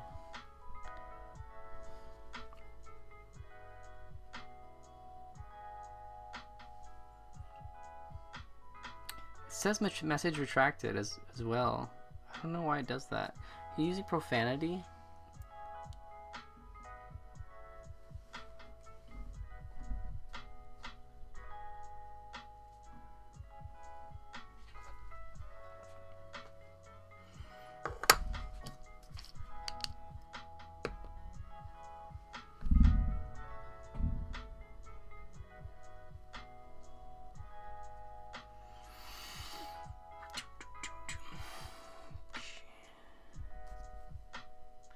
The largest. Oh, I'll show you. Hang on there, Polo. I got... Well, one of my largest is over here.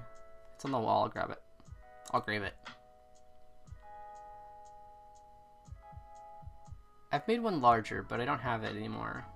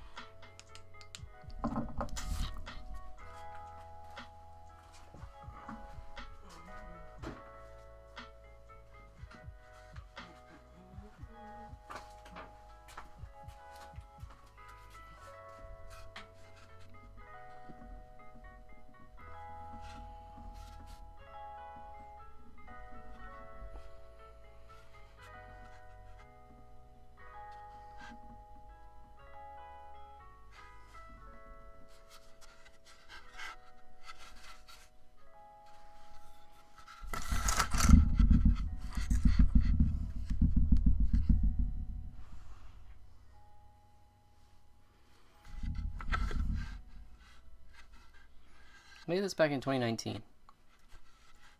Back in the way back. Before times.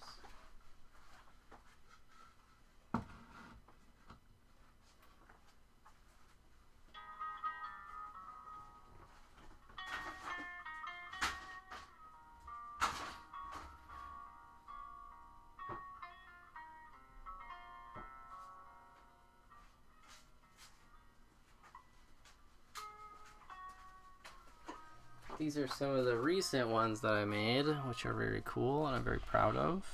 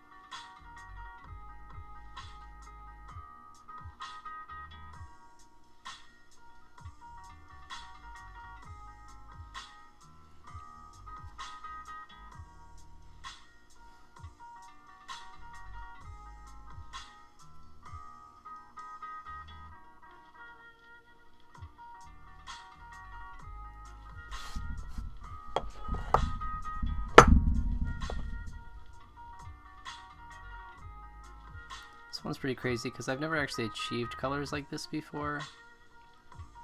These pinks are kind of nuts. Really hard to see on camera, to be honest, but that's the best I could probably show you on camera. That magenta right there, as it's additive, right? So I've got to use the color underneath and this like bluer tone on top of it to pull out these pinks.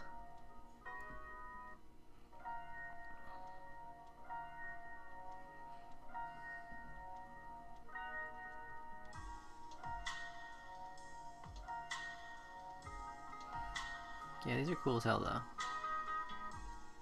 Maybe I should probably list these on my website soon. I am the definition of a starving artist. I should probably start listing some stuff to sell. I should not starve this month. I can make cool things. At least that's what my brain tells me.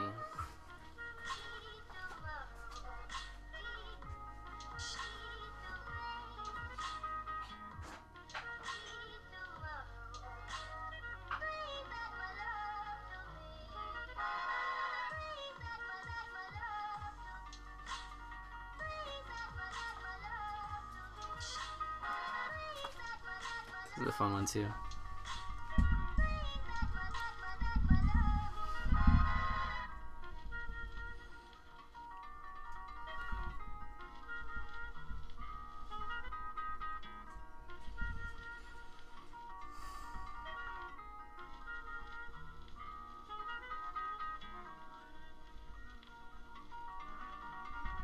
It is a complicated answer, Lee.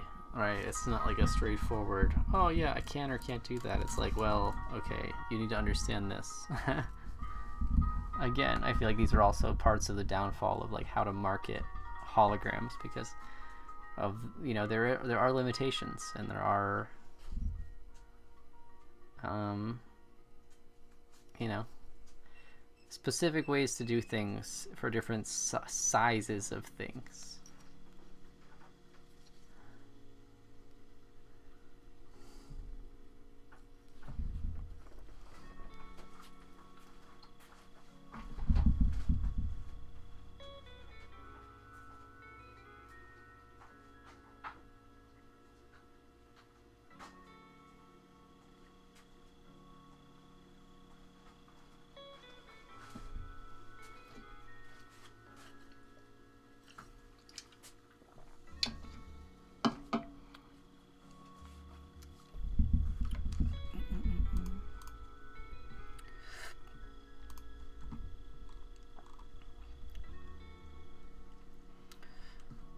Alright, what do we do next?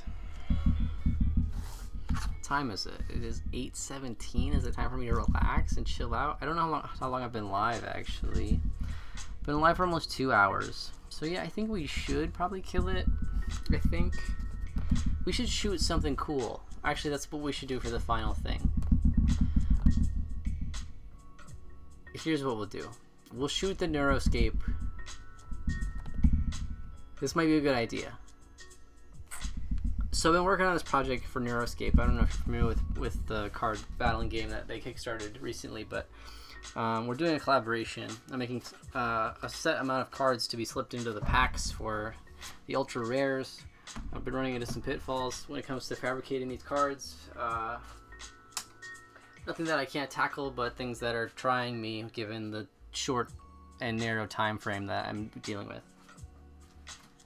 When I move faster, I tend to try and move hasty, and then things don't get the detail they need, and then sometimes things need to be totally reworked from the beginning because you were being too hasty. You got me? So let's start the laser again.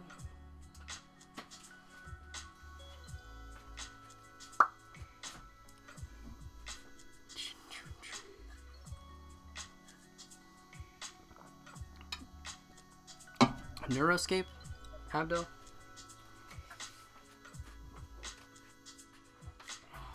In no particular order, we've got our.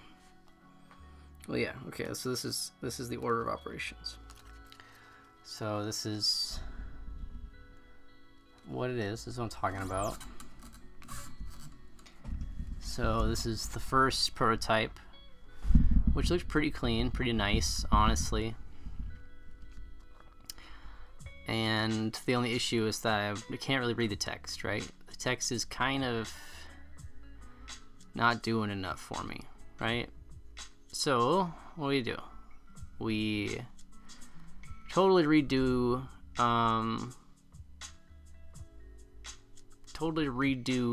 the hologram text layer, which is what I did. I tried it a few different ways. I tried to create a model. Here it is. It's now a palette. But I tried to create a physical model with the text layer to try to have some depth there. It didn't really work out great, to be honest. Things kind of went south. Didn't look great at the end. So to get the fine detail, I tried it again. Printed it differently, a little bit differently, and things effectively still went the same. So I changed things up. I created a different master of the text layer, and we got this one, which also had some bad interference, some unwanted interference, but you could actually read the text, which is cool. Right now the text is floating about I don't know, I'd say 6 millimeters above the card there, and things are looking okay. But then the third prototype here is looking a little bit better. Readability, not really great on brightness, but I'm in a situation right now where I'm waiting for my film to get off of a boat or a plane or however it's getting here, because it got held up in customs because of the changing and shipping. Anybody following the leader knows about that.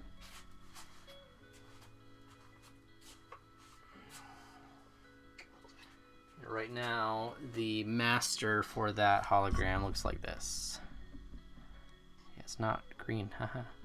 It's red, haha. It's red.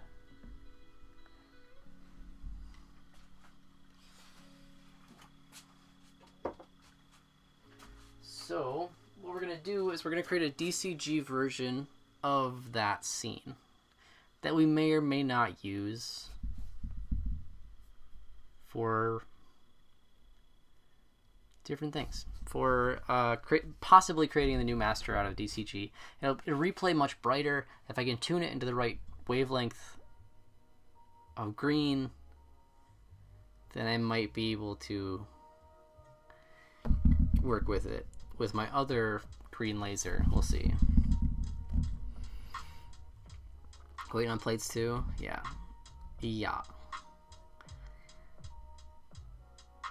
Yali. I got a call from Giola. They were like, yo,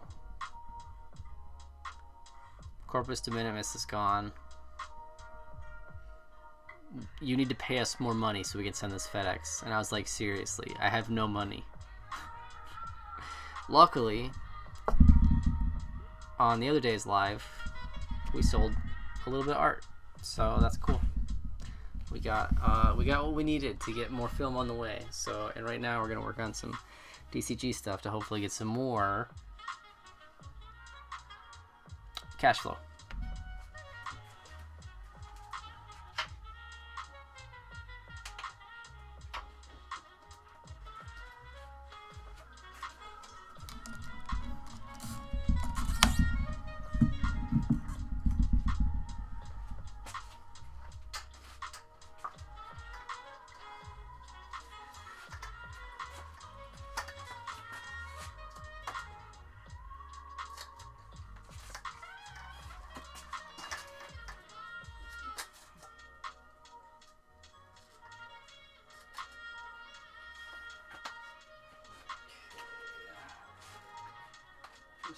Spot looks fine still.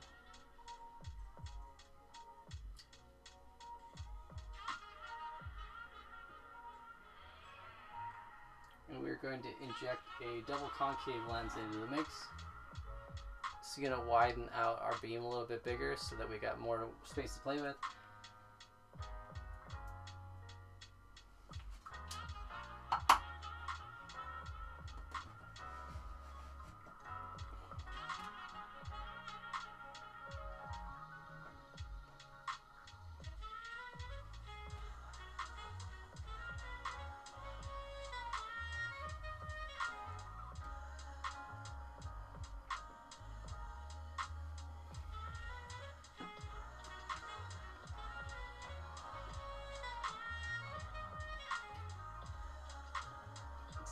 that. I do think that maybe I want to mark these spots so that I just have them for reference later. I just want to just kind of focus that I'm, you know, like this is my center point, I think. It's important for the angle, the beam angles, if I want to do other reproductions. Wow, that looks weird. It's weird on camera, guys.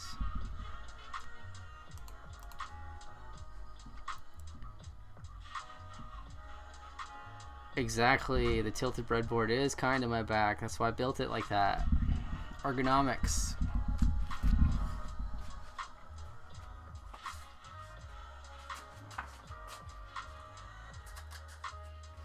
This is the model that is missing a magnet back here, I guess.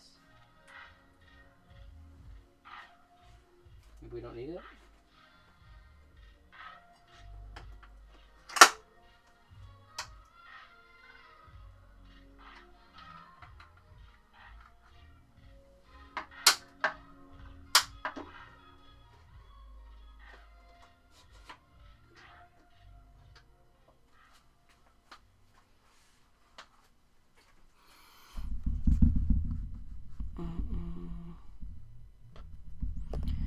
Oh, thank you, Abdul.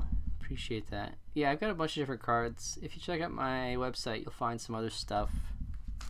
Some other card stuff.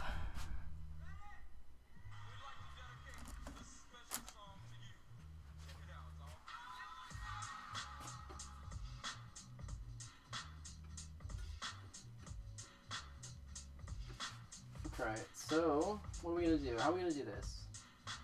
How are we going to set these up? So I use these little stands, what do you want to call them? They're little, these are shelf brackets, iron shelf brackets. I use them to hold the plate.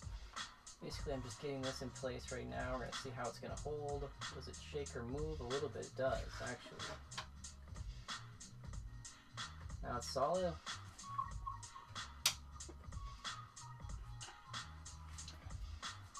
So what are we going to do? We are going to figure out how to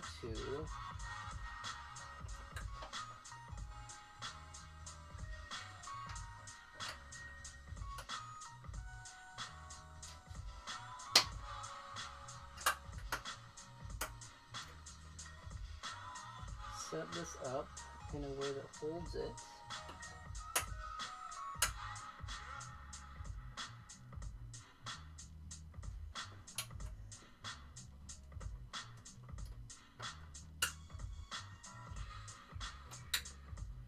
At the specific height is what we're doing. Oh, I suppose you know what I could do here.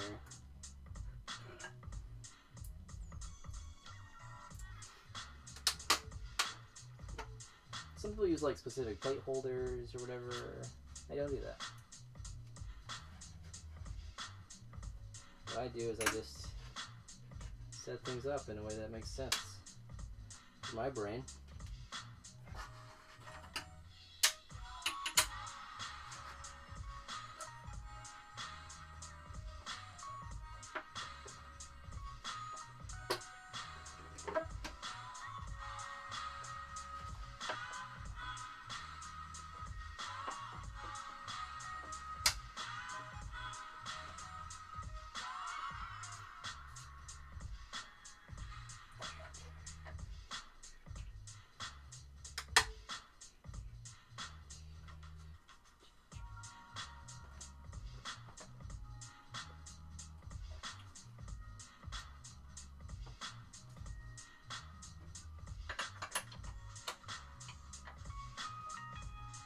Then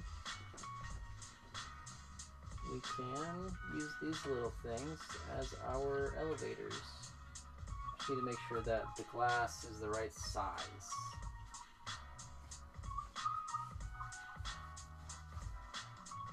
What size is that?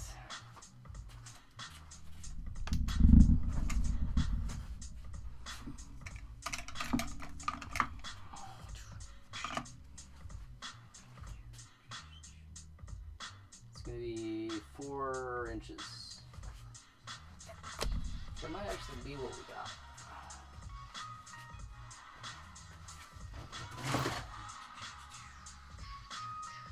That was a little bit bigger than 4 inches. Get my gloves on, we'll cut it so it's actually gonna fit. How long did it take to make the model used for the card? That's a good question. It's probably got like maybe a solid 8 hours into the sculpt, I think. 6 to 8, I guess.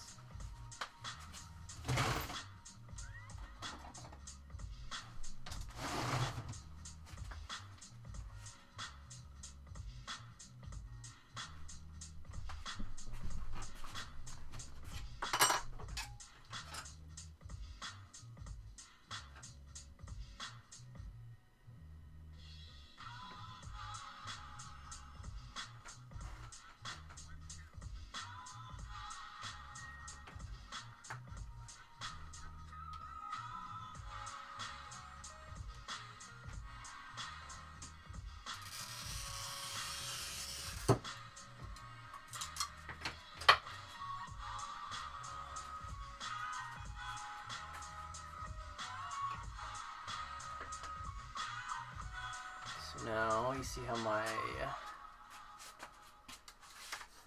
plate holders work in there. And then I'm going to use the magnets that are supporting on the sides to get it to the right elevation that I need it.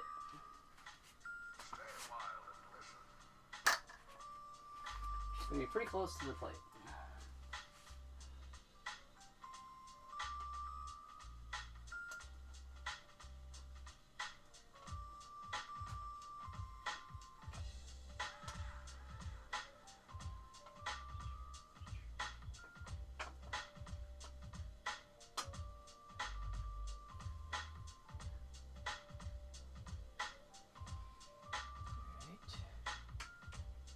The magnets as basically clamps.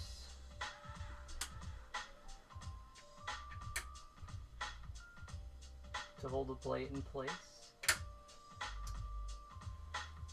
so it does not vibrate during this exposure.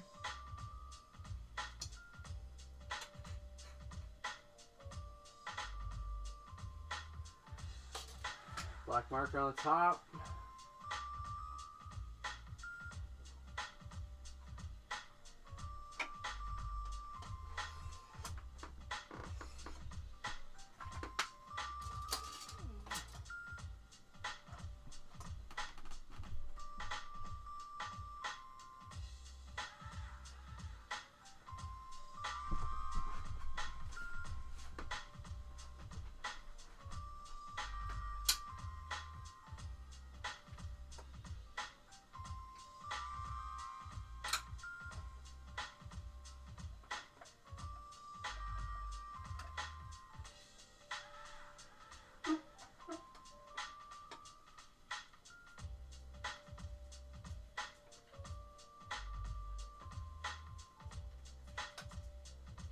Gotta make sure there's no potential energy in the setup, basically. We don't want anything wiggling. No wiggling.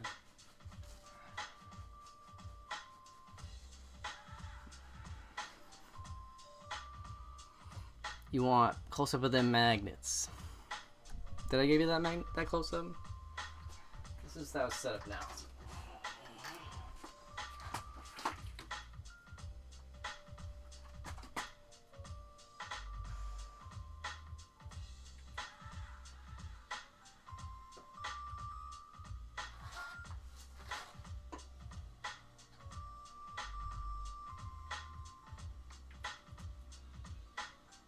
Sorry it's dark, but you know. Film. There it goes. Alright. I'm gonna hit the music. I'm gonna shoot this. I expanded the beam. We're leaving at least double the area. I'm still gonna keep it as a 30-second exposure. And Riley, you're gonna shut up. Thank you.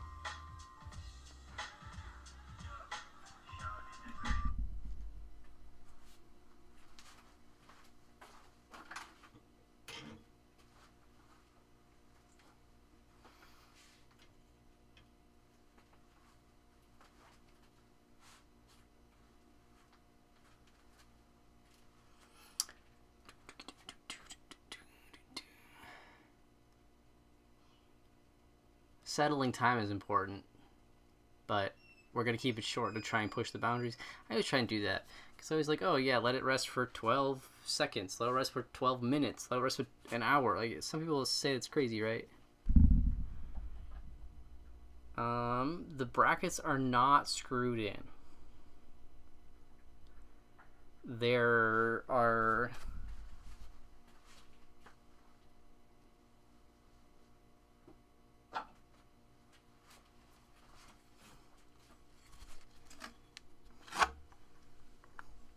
neodymium magnets, bar magnets on the bottom of these iron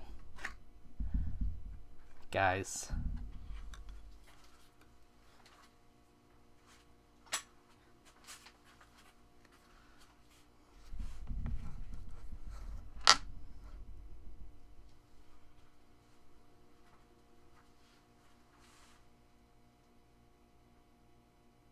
All right, let's shoot it. Everybody quiet.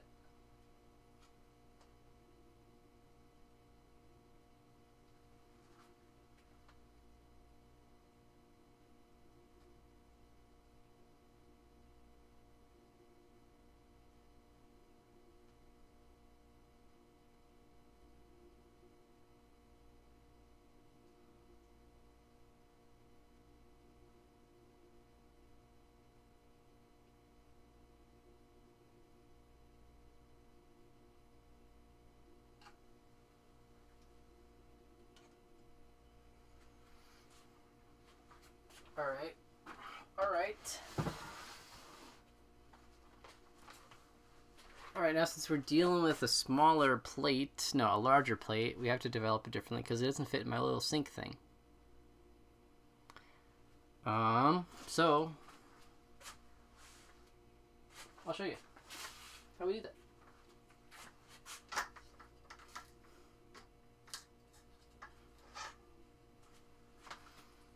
Where is my tray? Here it is. Alright, tray. Sweet. Sweet. Sweet. Okay. Hopefully there's enough in each of those to do this, but we'll find out.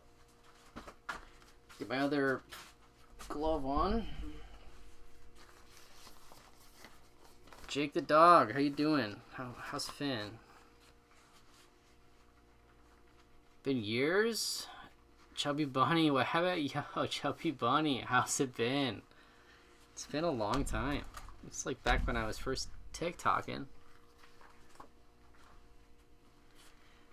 I'm not really concerned about the ambient light from the phone screen. The DCG is so slow. I'm not really worried about it.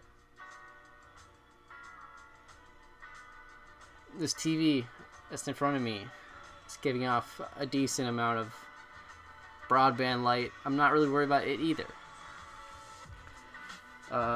It's just never been a problem, really.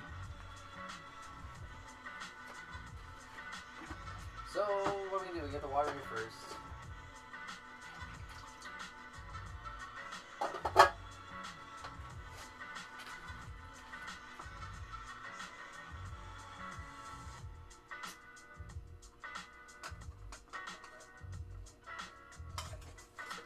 So I actually, you know, now that I squeezed it out of there, I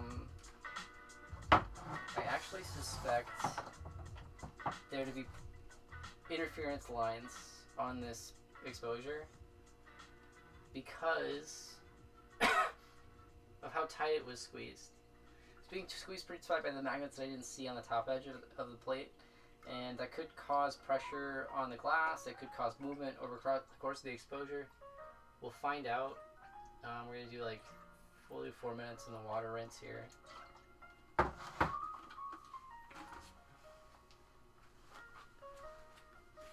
Oh, it's been great. Oh, I've been alright. I've been hanging in there. Haven't been on TikTok much because it's changed.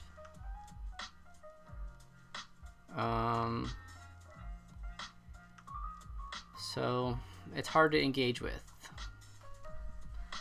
I don't know if I trust it as a platform. I don't know why.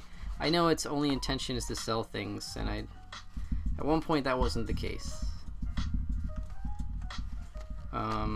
As well as the things that I see on the daily can sometimes be pretty triggering, and I'm too sensitive for that shit. I'll admit it.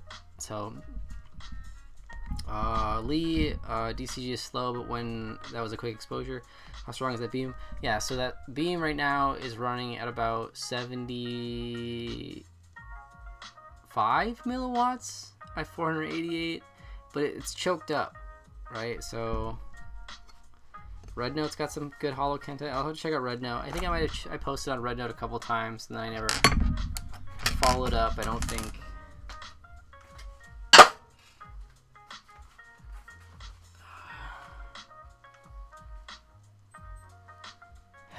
Yeah, the hustle angle is very difficult like that's all it is everybody's hustles, right? And everybody's an expert on these products that they purchased that they've spent zero time with, right? It's like the system's set up as like this exasperated version of the Amazon reviews system, right? Where it's just like people buy in the reviews. Right, they figured that out. People go to the reviews to buy. So what if every piece of content that's produced was just a review? You skip the middleman.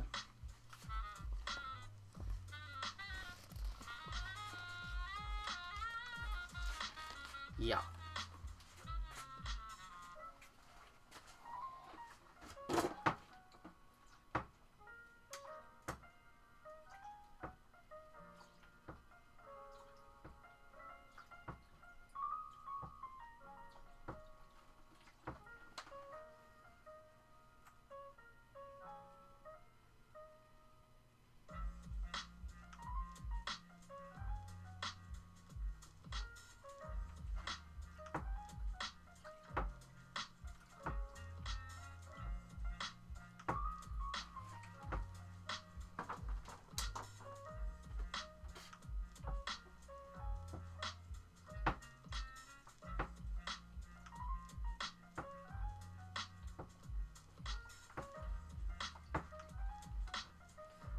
And here's the trick.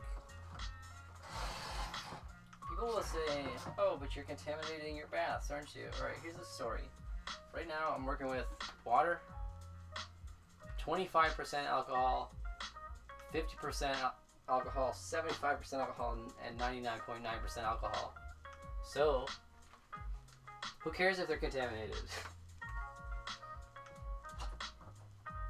As long as they still work. So this is what I do.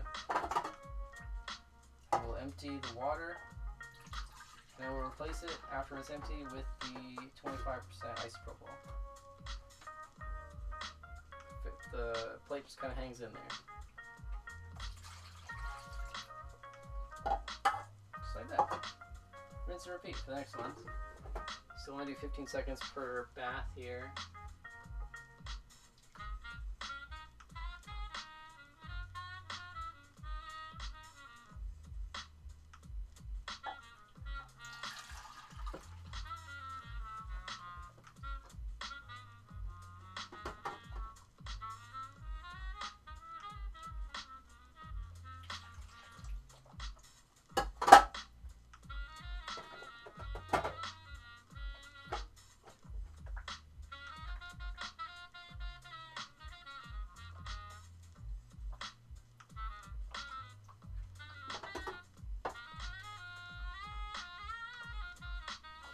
The next bath, before you ask, is dark. The reason why it's dark is because it is the one that absorbs all of the black marker that I put on top of the plate. Doesn't really hurt things, honestly.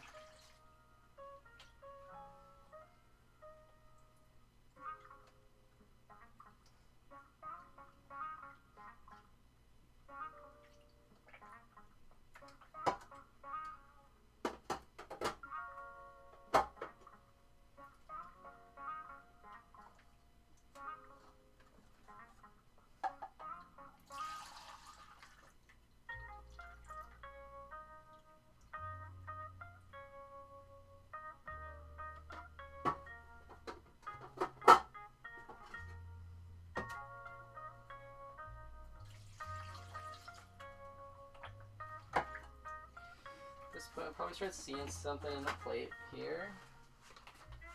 Put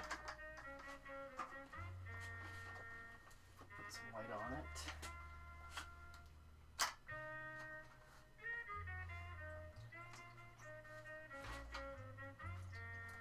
That is if we recorded anything.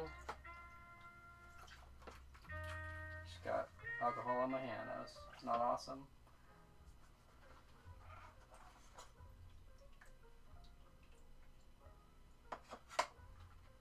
Oh, it might be the other side.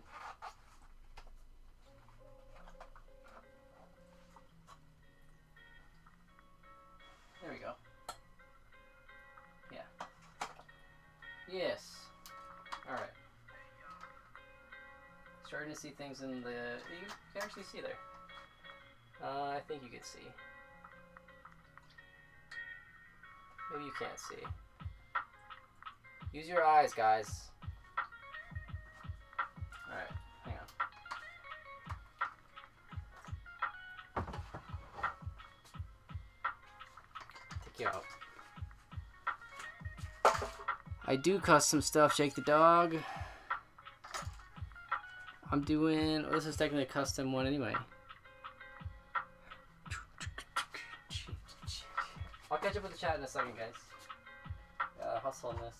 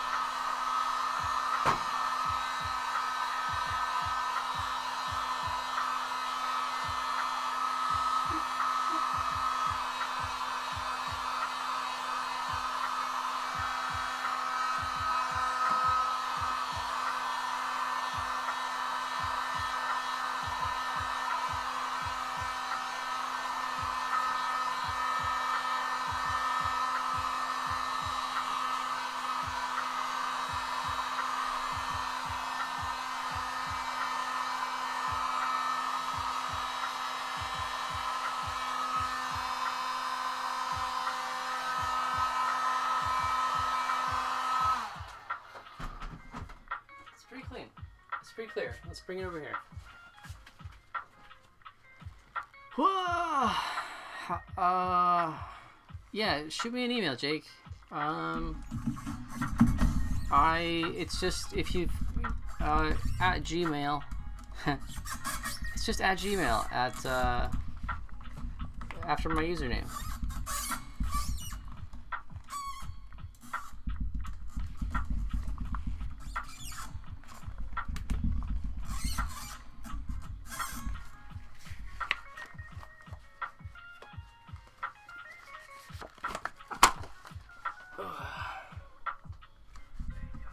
See, sorry, I'm catching up on the chat here.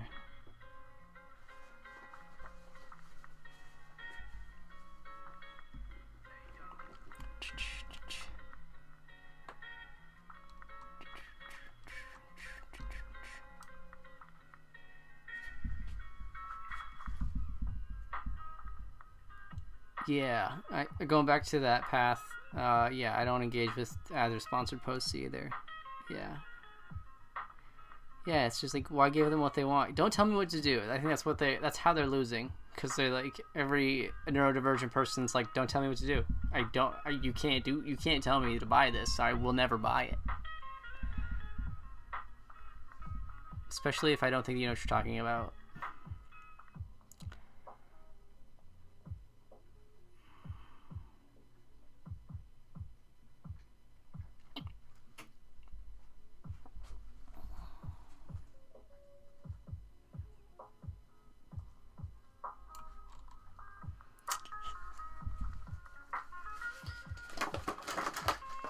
Stop following me. Okay.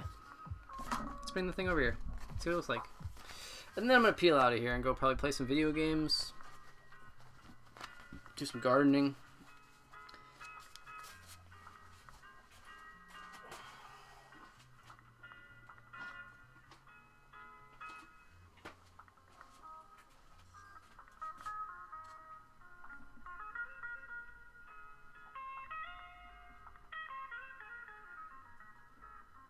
It's fun.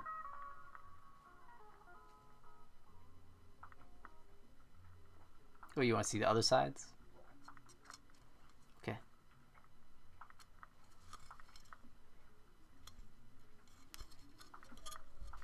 There you go.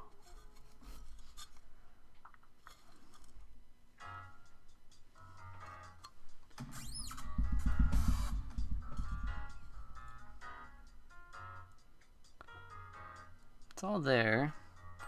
It's decently bright, but there is some unwanted interference.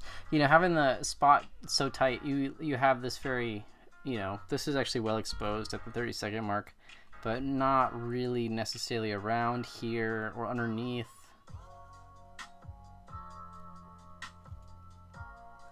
I mean, actually, we might have overexposed this.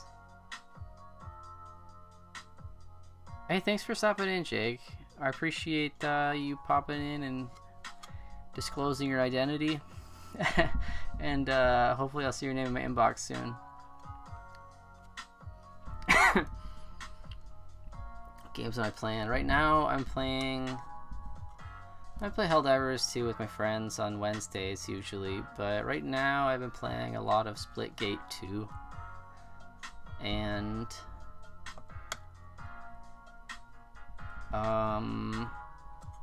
and I've been meaning to get back onto Star Citizen for this latest update, but I'm kind of waiting for the bugs to slip away. Let's put a black backing on this.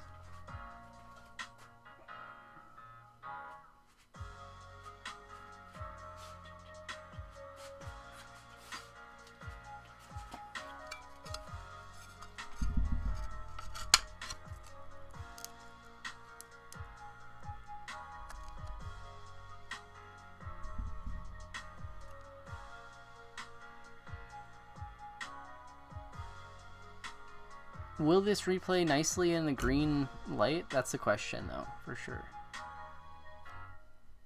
We see how it replays in blue, since it's blue's all. There we go. Where did the game go?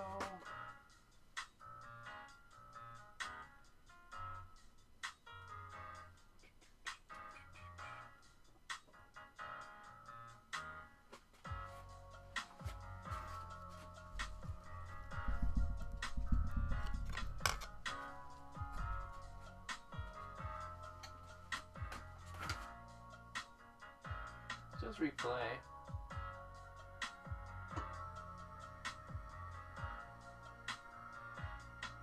Not bad. I don't know if I could use it as a master.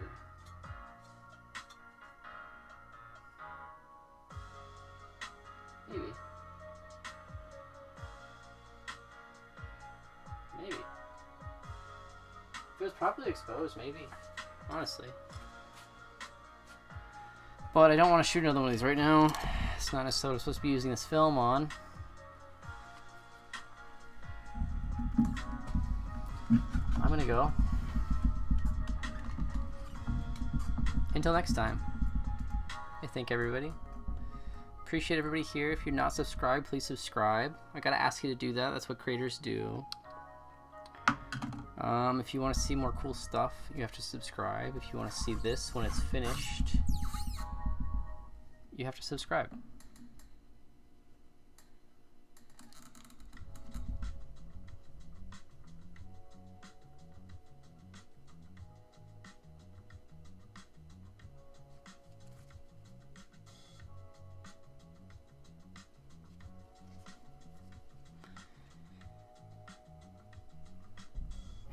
I appreciate everybody, and I appreciate the kind words. That is very encouraging, because it is very difficult to get up in the morning and put your face on the internet when you believe that collectively as a humanity we are rolling downhill. So I appreciate you all, and I'm glad that it works smoothly on both sides here. That's really cool. On both TikTok and YouTube, we've been streaming for a couple hours with literally 0 dropped frames, and that is incredible. I think that I finally figured it out. Finally cracked the case. Hope everybody has a great day. Make sure to watch all of my videos, and so that I can get monetized this year.